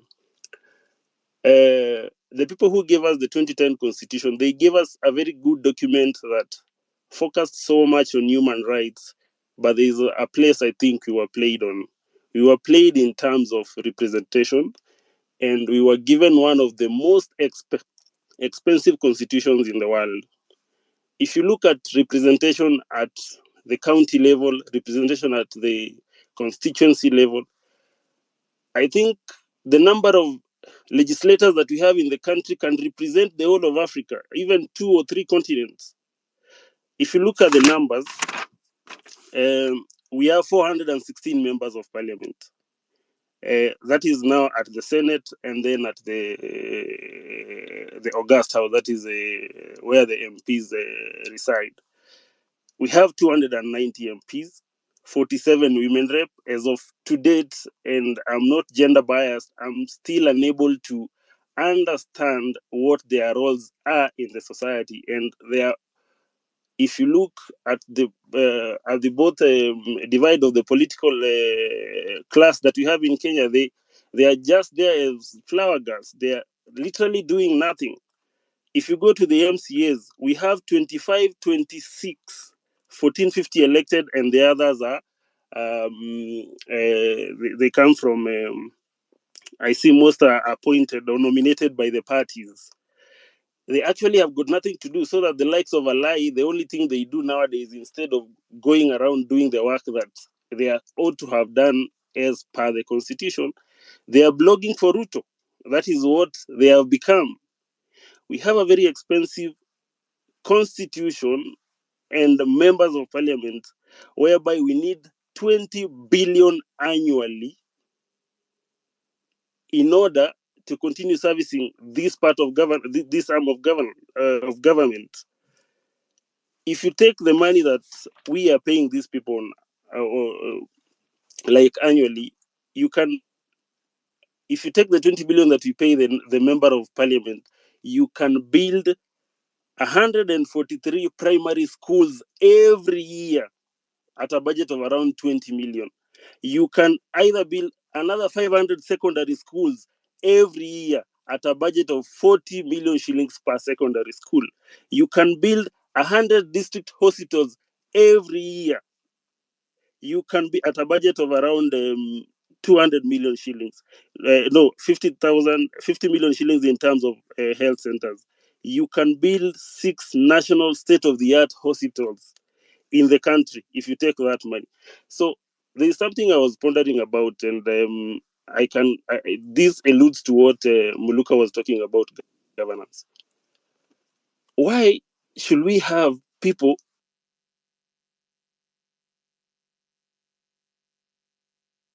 Can anyone hear Kingsman? I cannot hear him. No, I think He you dropped. Oh my gosh, the IT over here is no, I don't know. Anyway, so Hillary, do you want to chime in before we bring in? Yeah, no. It's okay. Can I chime in, Marge? Yes, Yeah, go please. ahead, Dr. Yeah, so Marge, what I would like to say is this, that we should not lose sight of substance and secondary issues, or substance and side issues. I know a lot of people have attacked the 2010 Constitution. The problem is not the Constitution. For example, the Constitution does not set the pay scale for members of parliament. The Constitution may provide for the number of representation, but you could pay them $2 each. You could pay them 100 shillings each.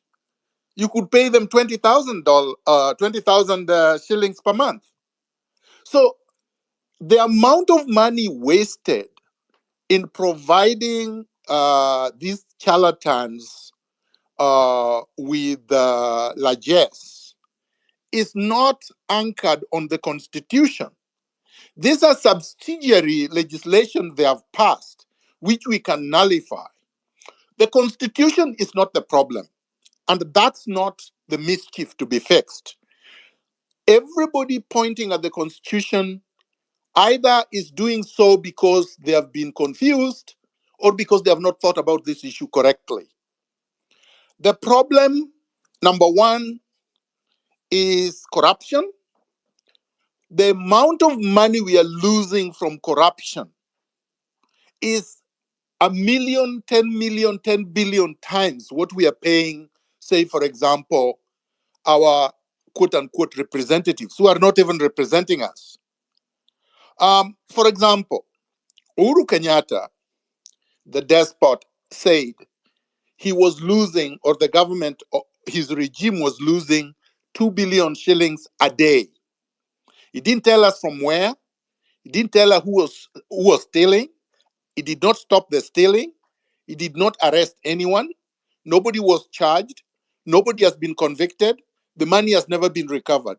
So, which means they know exactly where the money is being stolen, who is stealing, but they don't want to do anything about it because they are the ones who are stealing. So I think we have to identify the problem correctly. The Constitution can be maintained the way it is, and still we can save the country a lot of money if we stop corruption and theft, tenderpreneuring, and if we reduce the amount of money that the so-called representatives are being paid.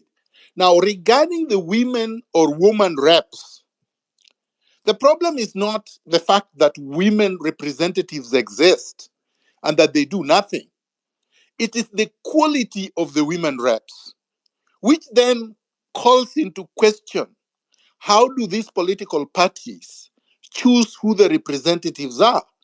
They choose their girlfriends, they choose their relatives, they choose their cronies, who are the most incompetent and significantly with absolutely no integrity. So, of course, they end up doing nothing. Finally, CDF was declared unconstitutional by the High Court. It was appealed, and the Supreme Court said CDF is unconstitutional. It's supposed to be disbanded. It is this place where the majority of the money is lost. I'll give you an example. Recently, there is a member of parliament for Mumias. I think his name is Salasia, published his pay slip and said that at the end of every month, when you take out all the payments, which are payments he is making to mortgage, vehicles, whatnot. So these are not necessary expenses, but regardless, at the end of the month, he says, I am left with less than 3,000 Kenya shillings. So we would expect somebody who is completely pauperized. We wouldn't even expect him to afford a vehicle. We wouldn't expect him to be able to take flights, to buy air tickets. We wouldn't expect him to be drinking expensive alcohol. Things that we see every day, he does. So where does he get the money?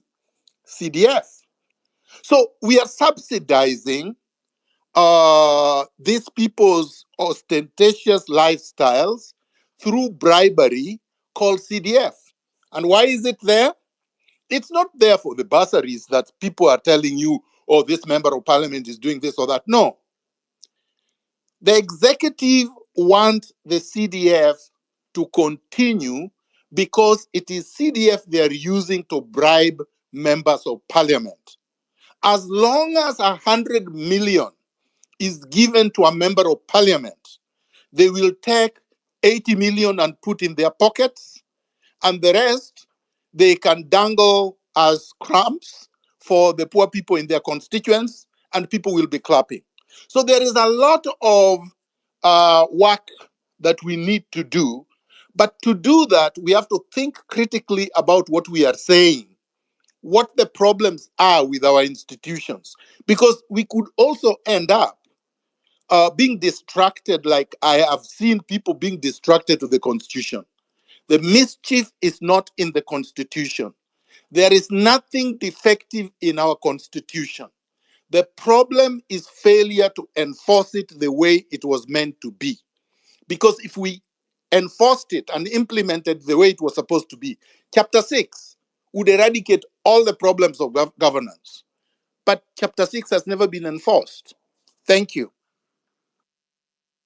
Thank you so much, Generali. Maj, if I could just finish, because I think I dropped. Yeah, you dropped. Yeah. Like for a minute or two, and then Yes, please. we can Yeah. give the mic to someone else. Please go on, Kingsman.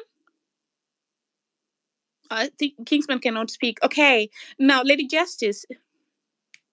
Can you Neto, can you proceed? hear me? Yes, I can hear you, but I think the mic has been given to Lady Justice. Lady Justice? Thank you. I'd like to take this opportunity to honor the lives that have been lost so far and to also send condolences to the families who are bereaving their loved ones. I want to agree with what Dr. Miguna has just said, that, our constitution is not the problem. In fact, we have one of the best constitutions in the world. The focus should just be on how do we implement this, and perhaps it starts with electing people who are invested in seeing the prosperity of Kenyans. And with that aside, if we're talking about the next pressure point, I'm always conflicted about, yes, we are saying Ruto must go, but how is the next person going to lead Kenya? Because as we already know that we have foreign influence in the country, we have people like IMF, making statements here and there, tells you that they have, they have big interest in the country. How do we get rid of these people? How do we put pressure on the international bodies to take their hands off of Kenya? How do we stop neo-colonialism so that our leaders are not presented with a situation where Ruto is in bed with these people, he's being provided with a very, very bad financial bill, and he's told that you have to let your people sign this, you have to let your people pass this. How do we do away with these other people? Because it's not just a matter of doing away with one bad leader. We could bring in another great leader there tomorrow. Let's say, for example, Hillary goes to be the next president, or even Marge. But then Marge gets in there and is like, I cannot do what I need to do for my country, knowing what is important for my country. I can't do it because somebody is holding me back. So how do we do with the foreign influence? I yield. Thank you. Thank you so much, Lady Justice. It so happens that anytime a speaker finishes speaking, I'll be, interacting the space in the comment section. That's why there was a small delay over there. So I have been informed, like we planned previously, that we're going to finish at the top of the hour. There has been some comment on the section where somebody's wondering why the speakers are the only one speaking in the beginning. I would like to clarify that these were invited speakers, and when people invite speakers, they speak first, and then we have others chime in. So this is nothing outside the ordinary. So let's have Sirikali ya Kenya, then Doreen, in that order, 2 minutes each. And then at, I think, 40 past, we're going to have the main speakers make closing remarks.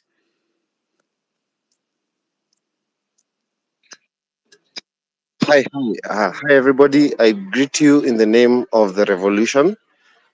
And I'm here to say that I like what the speakers have presented and what they've outlined as things that we need to keep in our minds.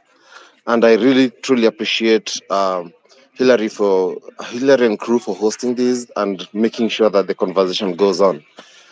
A lot has been happening, but few things that I'd want to mention is that one, in terms of what the people want, it's clear. The people want a break from the current system. And it's clear when you say that you want a break from the current system, is that we want to end corruption first. We want to end the people who put their bellies first instead of the poor people on the ground. We want to say that it's time that these people, if they cannot shape up, they ship out. And it's very simple. That's what the people want. It's clear. It's been on the streets. It's been everywhere on the media, and we know it. We have it. We feel it. So, what as of what the people want is quite clear. Secondly, the constitution, and I'm very glad to be sharing the space with Miguna, Buka, and the rest of the comrades, Mkawasi, and the rest of the comrades who are here. The constitution has all the answers. You cannot say that we have an expensive constitution, yet what we have are political bad manners. People who are there, goons, crooks, bloodletting rascals. How do we have to put up with these people and then we say that the constitution is very expensive? They're making it very expensive for us to live. So I think it's also clear about the constitution. It has all the answers, only implementation. Make implementation work. Implement the constitution as it is without missing a dot or a question mark or a comma. Third, as I finalize, I'd want to say that to make things continue moving, I think we must encourage as many. Yes, I know we are leaderless, we are tribeless, but one thing is we have to make more Kenyans and more Kenyans join the organizing, join the planning, join the decision-making table. So we need all those platforms set up as soon as possible so that we are able to maintain this current revolution. Good night, everybody. And thank you so much. In the name of the Yes, revolution. and thanks for your submission and for keeping the time. Doreen, over to you. Doreen, can you hear me? Then let's go to Nyar Aduen, please. And then Komwanza, 2 minutes each.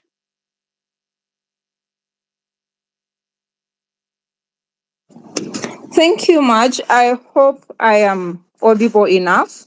Loud and clear. Thank you. People, seeing Ruto and Raila unite is a classic case of the corrupt political class uniting against us, the people of Kenya. And this is because they don't want to be held accountable for their ill-gotten wealth.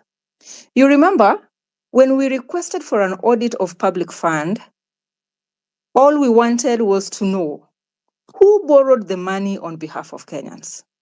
For what purpose was the money borrowed? Was this money used for the intended purpose? I believe this document should be readily available with the Auditor General. Instead of Ruto doing the needful, he comes up with some unconstitutional task force. People, the unity you see between the political class against Kenyans is because they are all, and I mean all, guilty and want their ills covered. The battle we are fighting is a battle between the future of Kenya versus the status quo. Secondly, today, this regime is possessed with class divisions. It used to be dynasty versus hustler. Then we moved from working class versus Jokali. That was the period of of housing levy. Today, I'm amazed to see them pulling the gender card on the quarry of death victims. Remember, the quarry of death victims is just a few meters away from a police post. Woe unto us, we wake up to the news of all those the policemen who are manning the quarry police post, they have all been transferred. And Ruto pretends to be wondering why Kenyans are angry.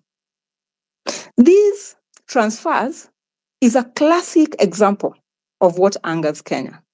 All those policemen should be prosecuted. And Ruto needs to know, or somebody needs to remind him, that Kenya already moved from police force to police service. These people must offer their services to Kenyans. Once they fail on their services, let them go home like every other company. And therefore, back to the main topic. Where then is our next pressure point?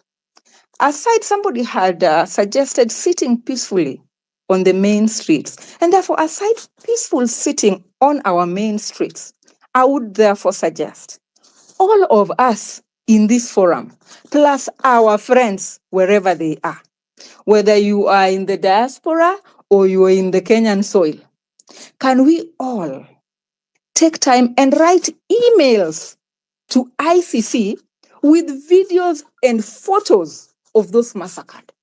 Can we just agree that on Tuesday, as people will be marching to send Ruto home, on Tuesday, as we go on the street, that Monday evening, just before the dawn of Tuesday, we all write to ICC with the videos and photos of the exact things or massacre that is happening in Kenya? That would be my next pressure point. Thank you. Thanks so much, Nyara Duen, for your submission. So let's go to Komwanza, Felix, and Joseph. And I'd really like to apologize to all those who are requesting for the mic, because we might not be able to admit you due to time constraints, but we'll be holding these spaces. We are going to admit you the next time.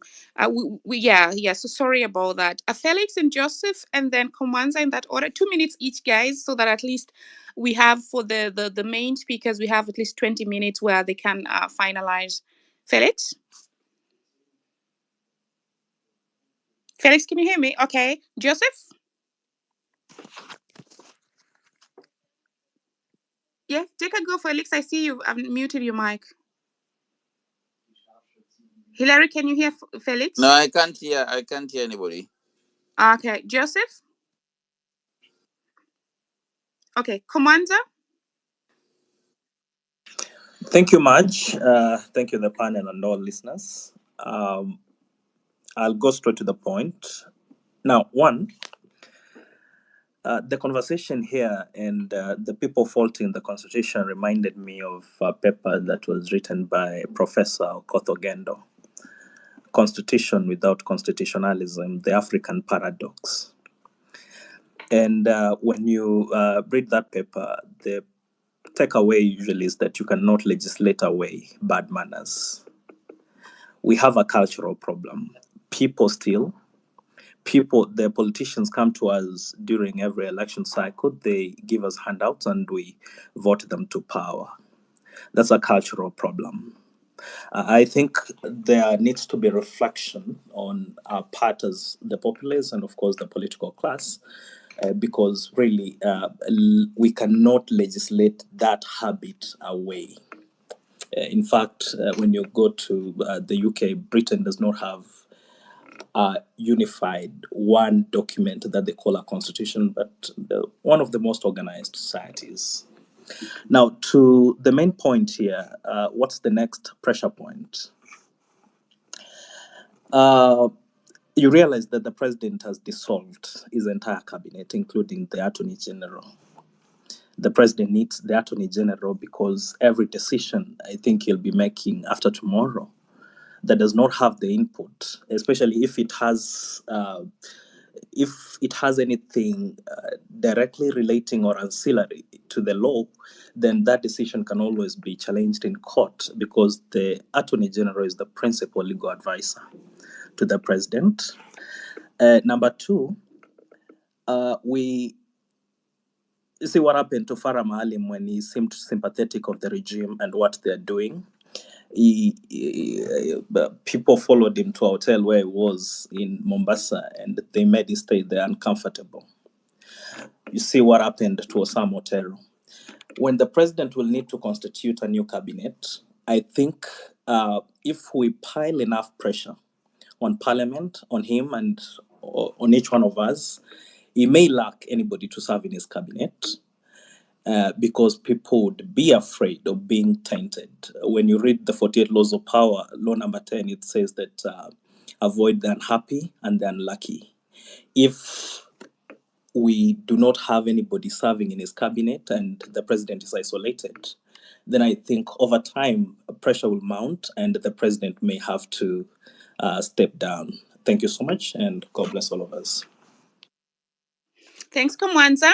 Ambassador Ambrose, please go, 2 minutes.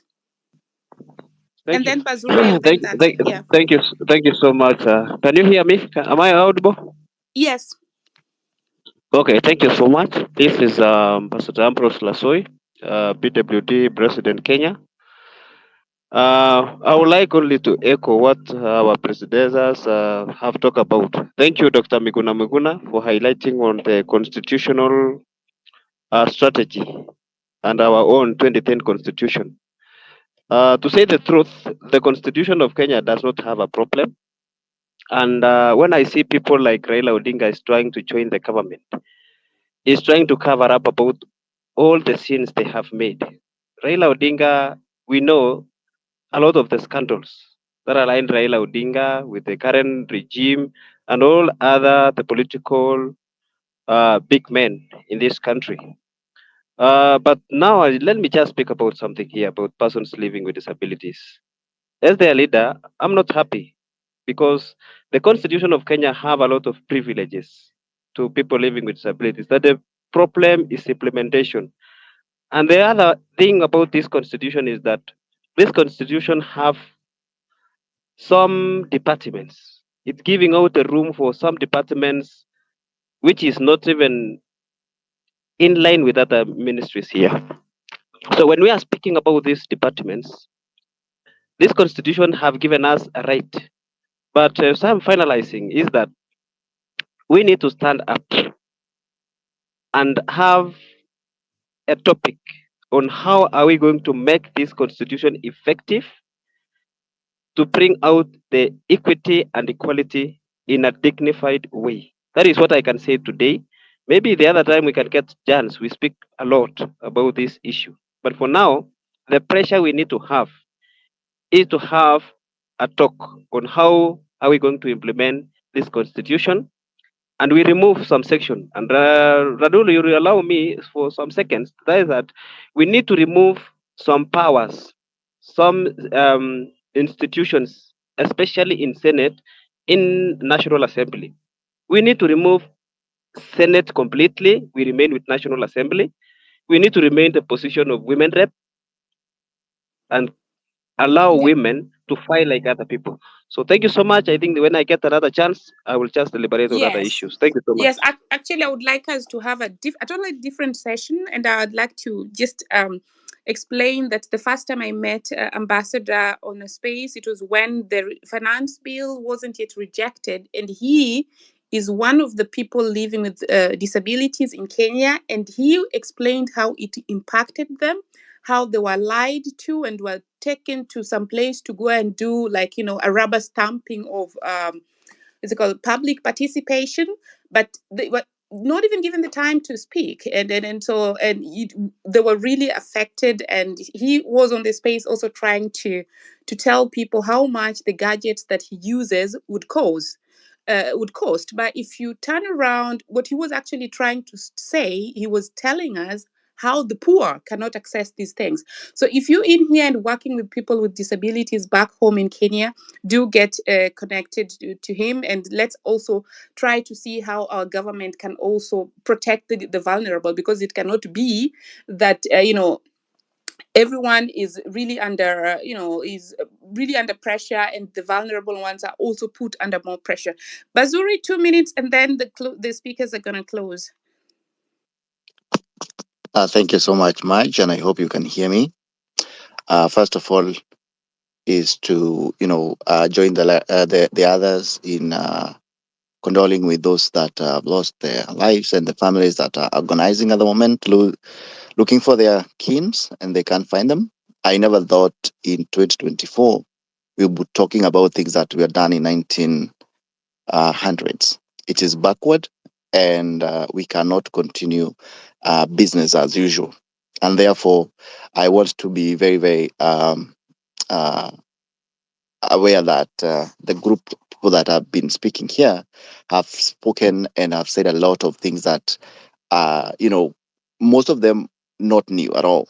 These are things that we have been agitating for, and it is now time to action line, to go to the field and make sure that all the talks that we've made, all the things that we've been wishing to do, the time has come.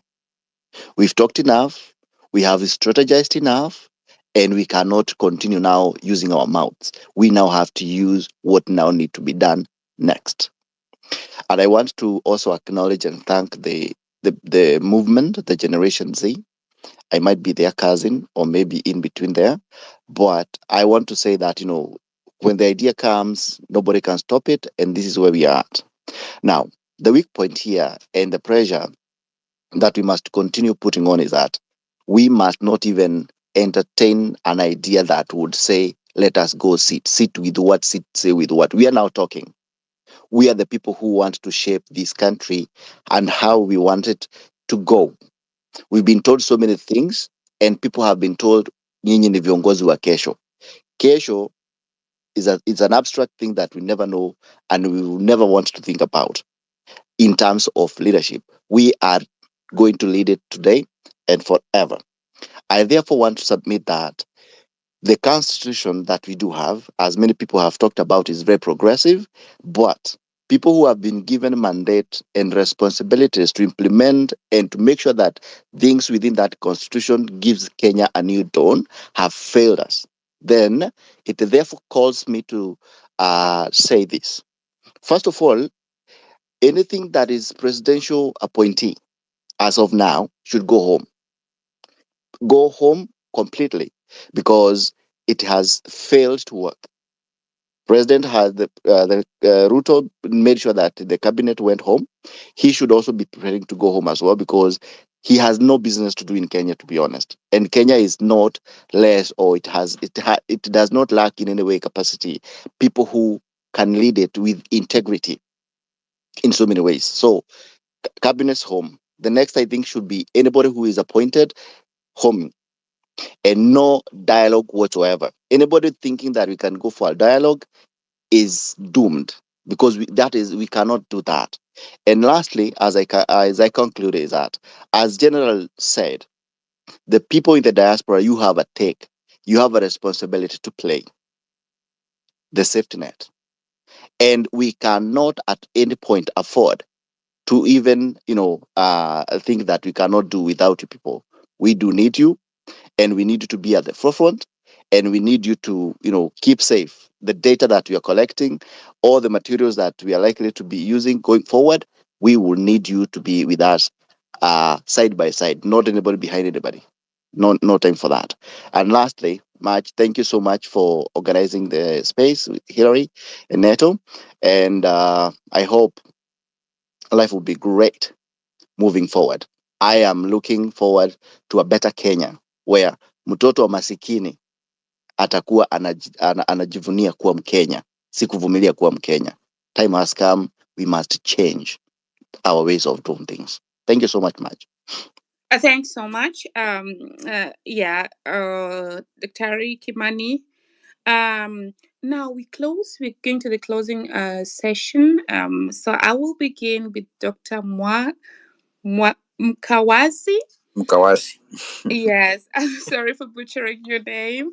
And so, one question I have to every speaker as they finish off, I'm of the opinion that I know people have a right to do what they want to do or suggest what they want to do, but I have a feeling that if somebody is suggesting, implementing something at the county level, then these are actually people who are distracting from the movement of.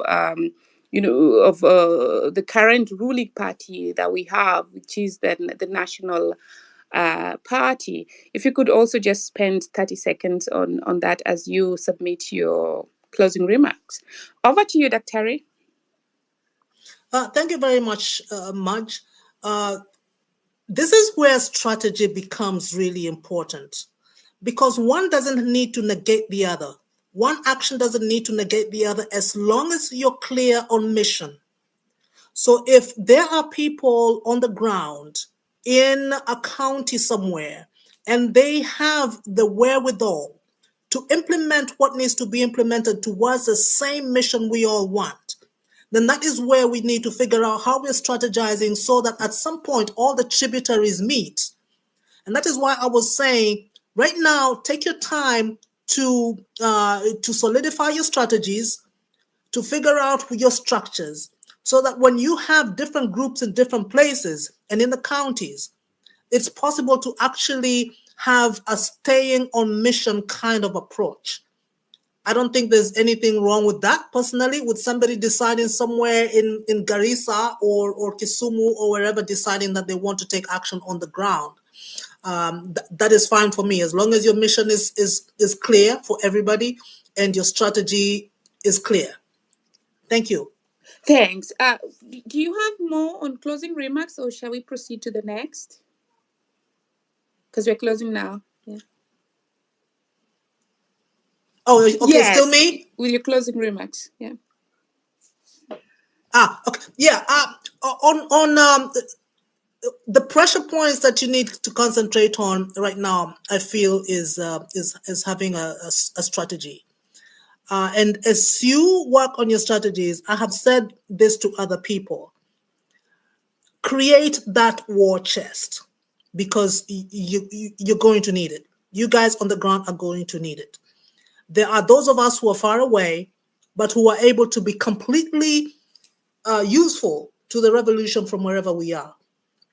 If we look at how governments have been, how systems have been toppled and changed to better systems, all the way from the days of Hitler, these guys were able to do the work they did and to topple the strongest dictators, the strongest of militaries, by having a strong and powerful underground with hundreds of technocrats and professionals who were scattered, who could not be on the ground, who could not have boots on the ground, but could feed the underground with the resources they have and with the spaces they have, because it's going to get tough.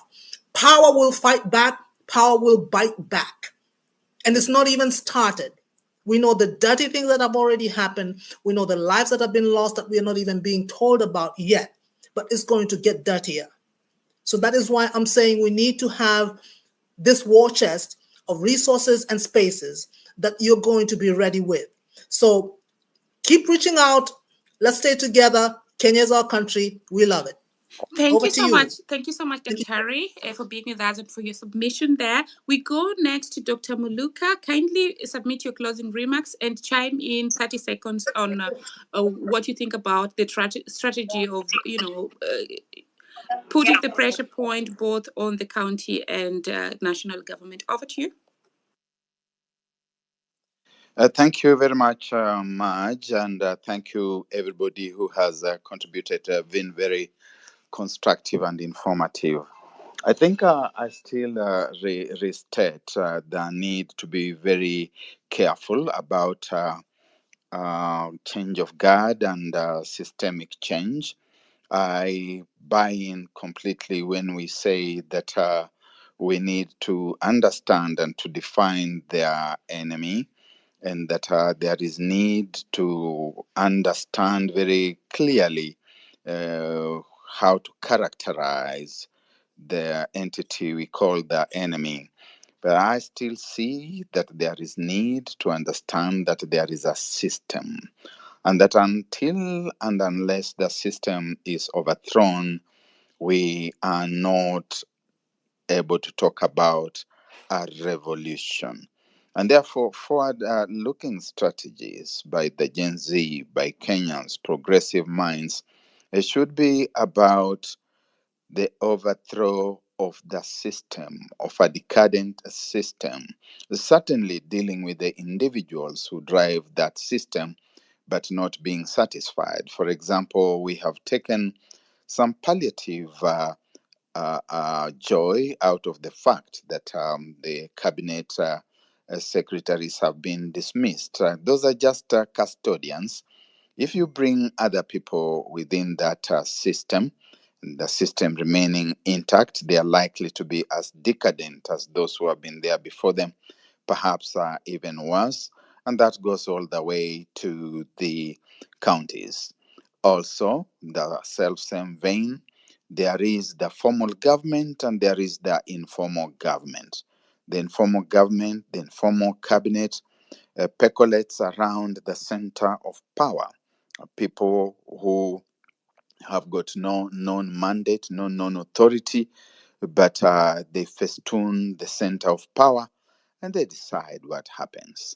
Have we addressed the question of the firing of those kinds of persons and individuals who sometimes are tougher than the person we presume to be the toughie? Very finally, therefore, on account of time, I think we have listened and had very useful contributions, but in my view, they remain long on description of the characters that govern, of the state that they govern, and not very much about what should be done. In subsequent conversations of this kind, I think we want to engage more on bullet points of what to do, PowerPoints. This is what we should do. This is what should be done. Having appreciated the nature, the character, and the description of the state and of its custodians. Thank you very much. Thank you so much. Over to Neto and then Generali. Thank you very much, Maj. It was nice co-hosting. And though we had a couple of challenges, I would like to thank all the speakers and everyone else who was present on this particular space. And thanks to you, Maj and Hilary, for hosting. I think we have our foot on the door in terms of pushing this regime out of power.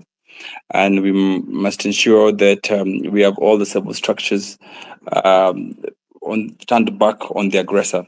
I listened carefully, and I think one of the things people are proposing is we must have this revolution remain non-violent within the meaning of Article 37. The second thing that people are saying is that, the Kenyan constitution has no issues.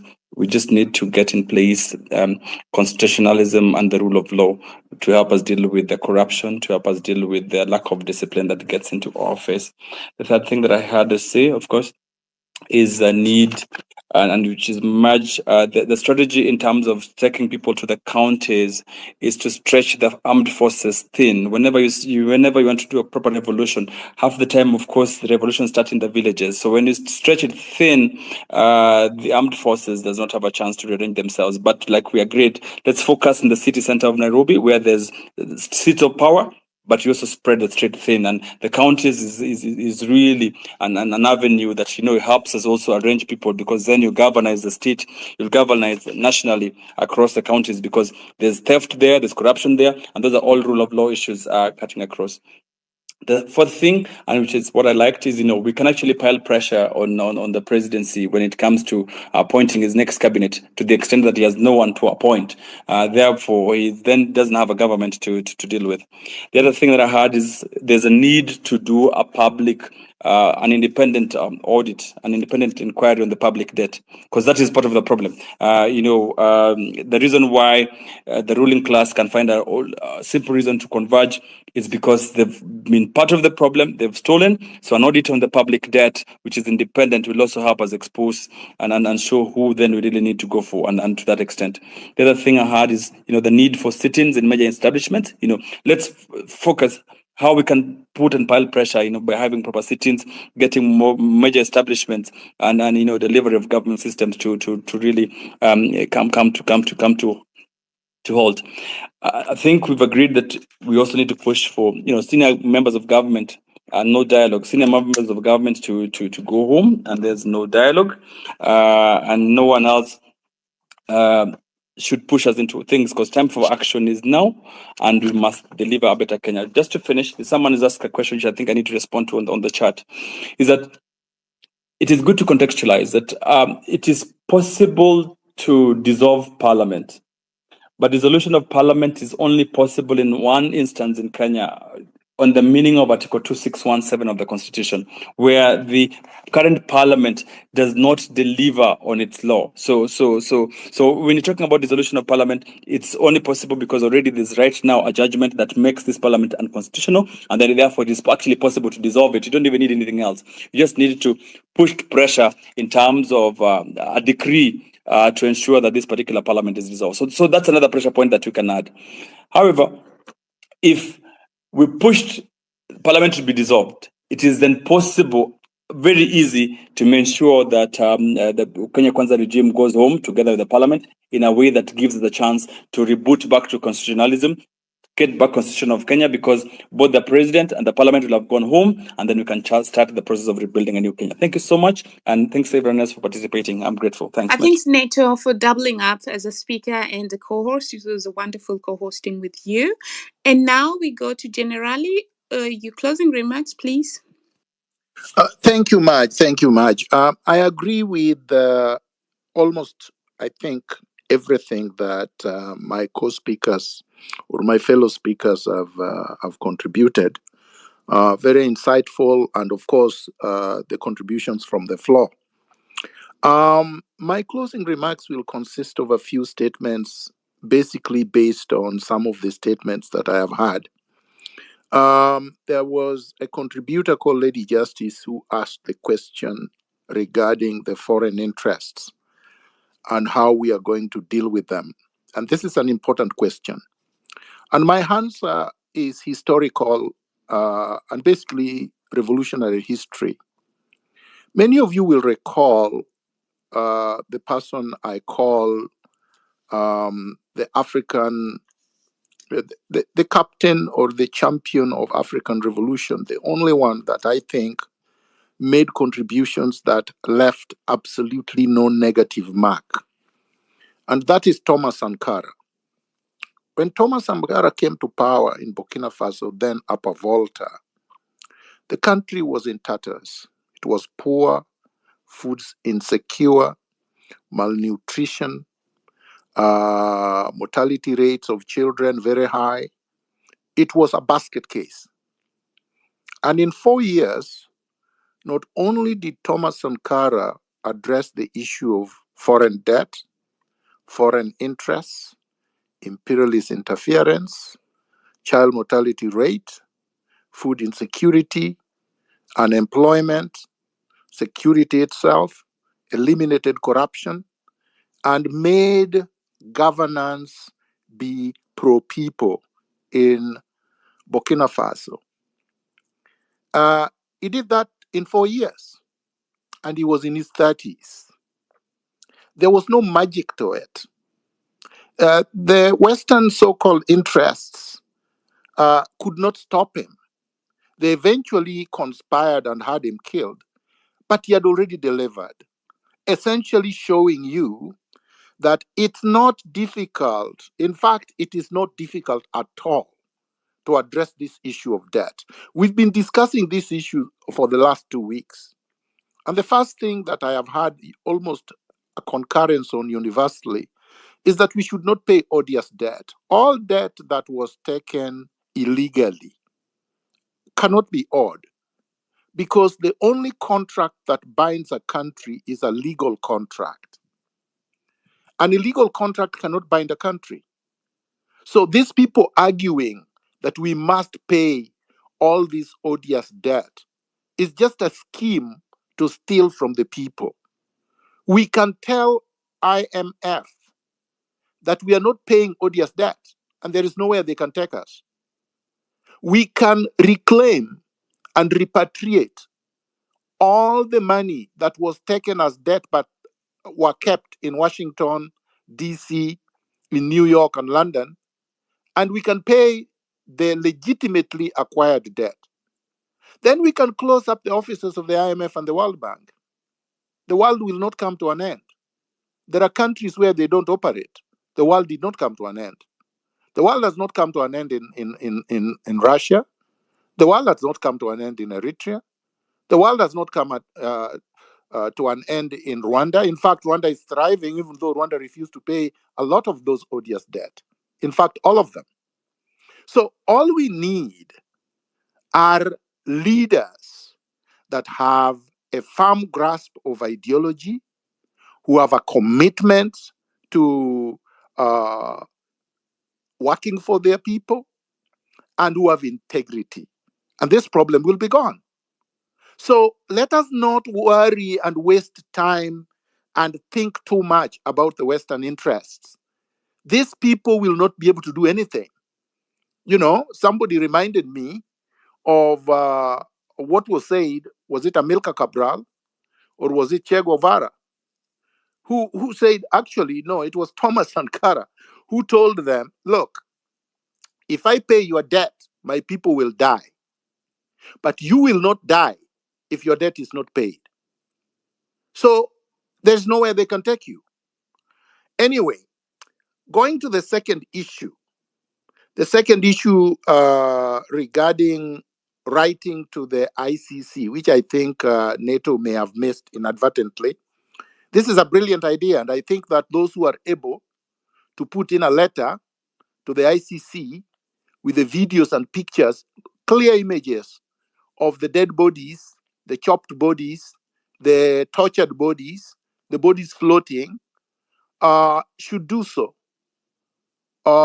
any day, including Monday before July the 16th. The third point is the point that Barack Muluka made.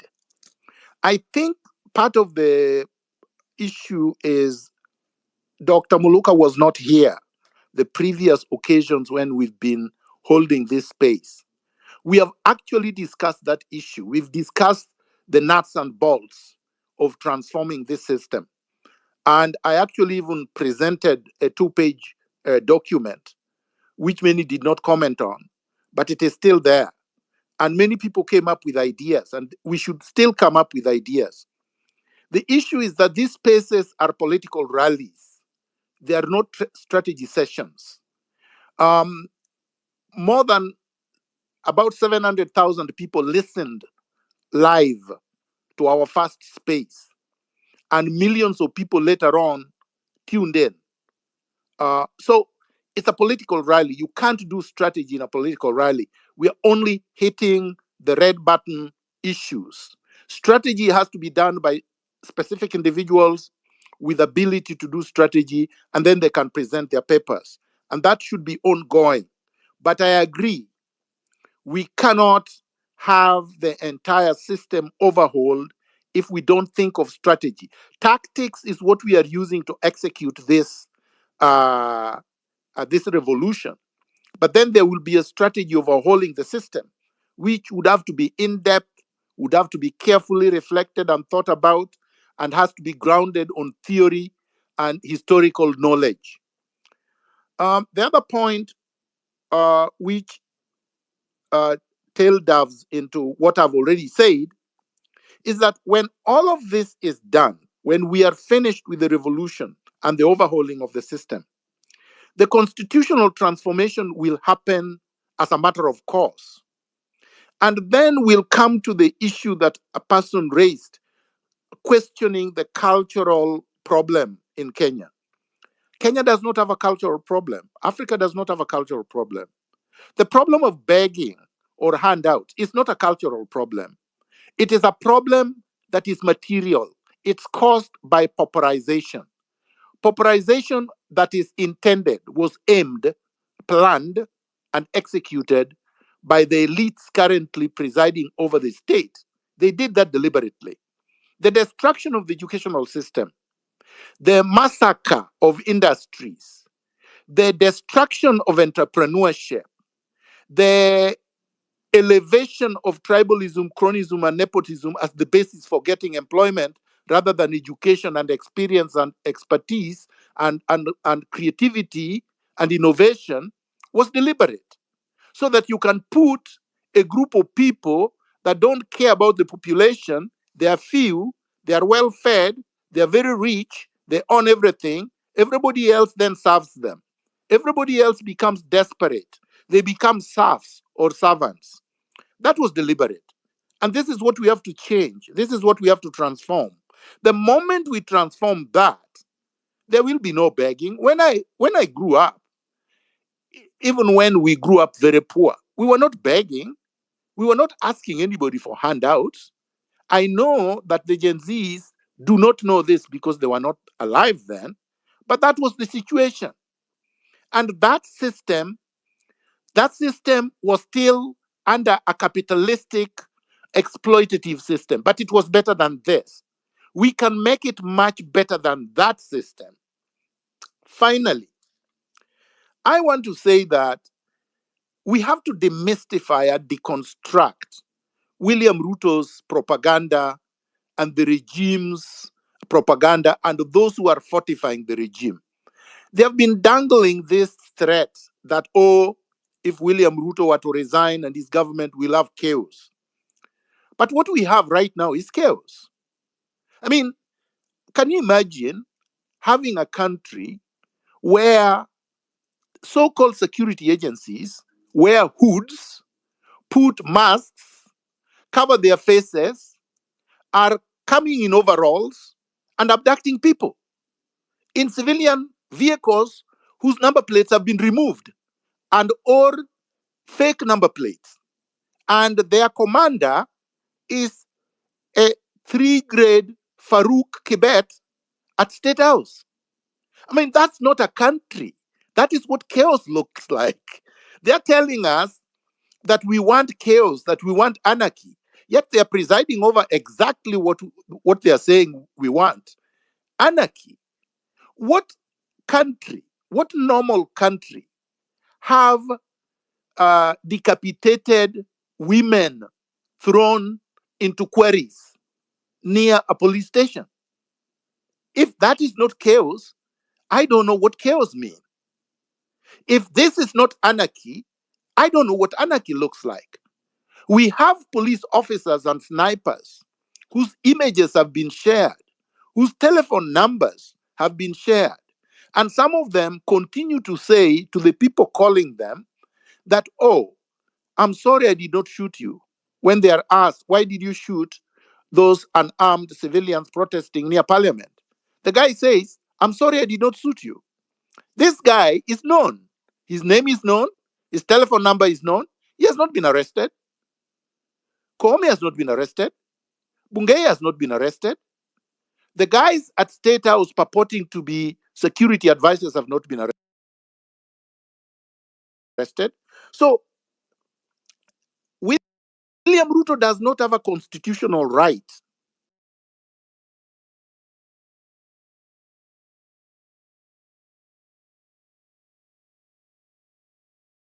Does not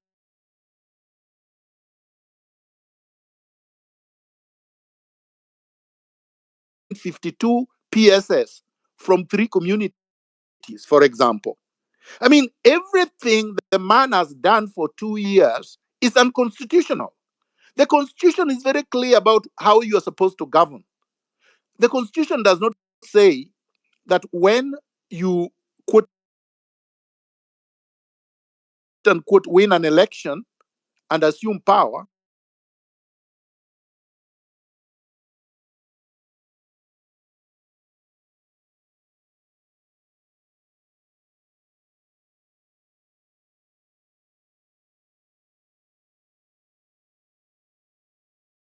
There is absolutely nothing unconstitutional that we are seeking. There is nothing chaotic that we are seeking. There is no anarchy that we are seeking, that we are sitting pretty on Article 1 and 2 of the Constitution. And as people, contributors,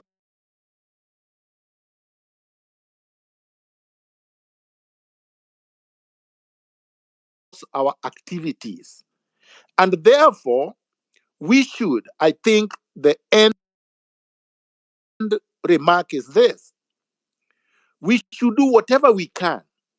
We should reach everybody that we can on July the 16th, so that we can push this man out and have a good transition into a system that will lead us to an overhaul of the entire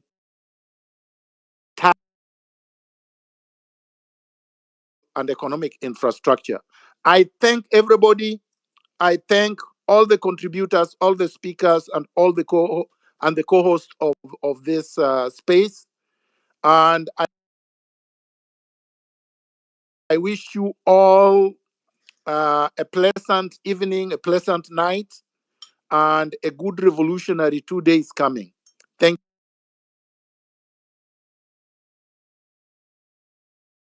you. Listening, but 60,000. It was a full stadium. I just wanted to put that out there. It was really, really like, I think the first time we even held a space with a full stadium listening. Secondly, I would just like to encourage everyone. Oh, I thought I said 700,000. No, maybe I misspoke. No, Yeah.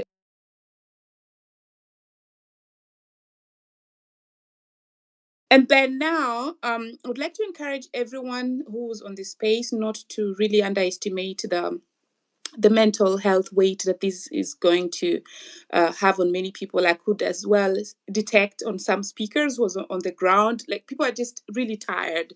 So please, if you're able to, do take 15 to 30 minutes of walk daily, so that at least you can be able to focus again.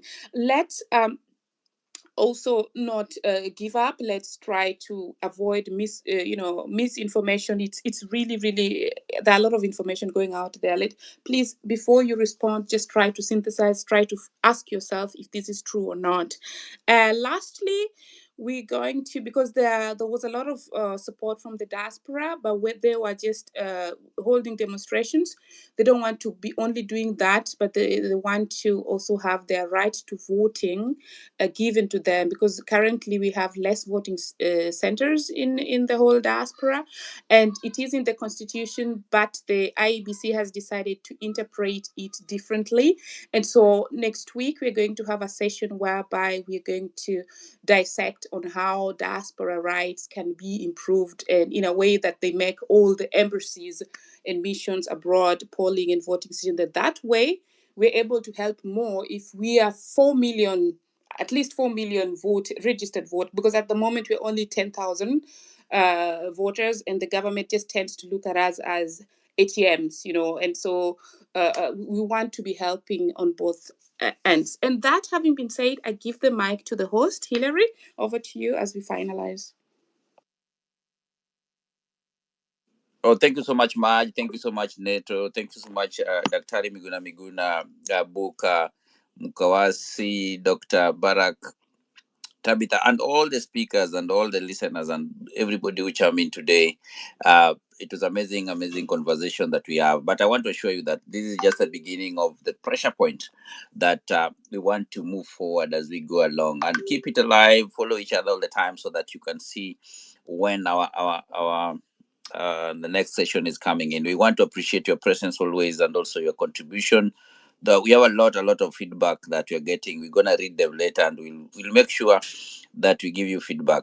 Keep alive and keep it always in this space. And on Tuesday, you know what is coming in, and also we are thinking that we will have a conversation, God willing. But at the same time, our pressure point is just we need a better governance, and also make sure that things runs well and going according to the policies and the constitution of our country, and to keep our country safe, to keep our country always number one. Thank you so much, guys. May God bless you and see you.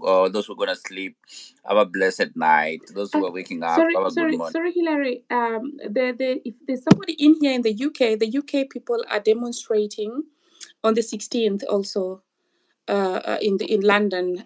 So if you're in the UK here and you haven't seen that, you have that information. Back to you, Hillary. Thank you so much, Madge.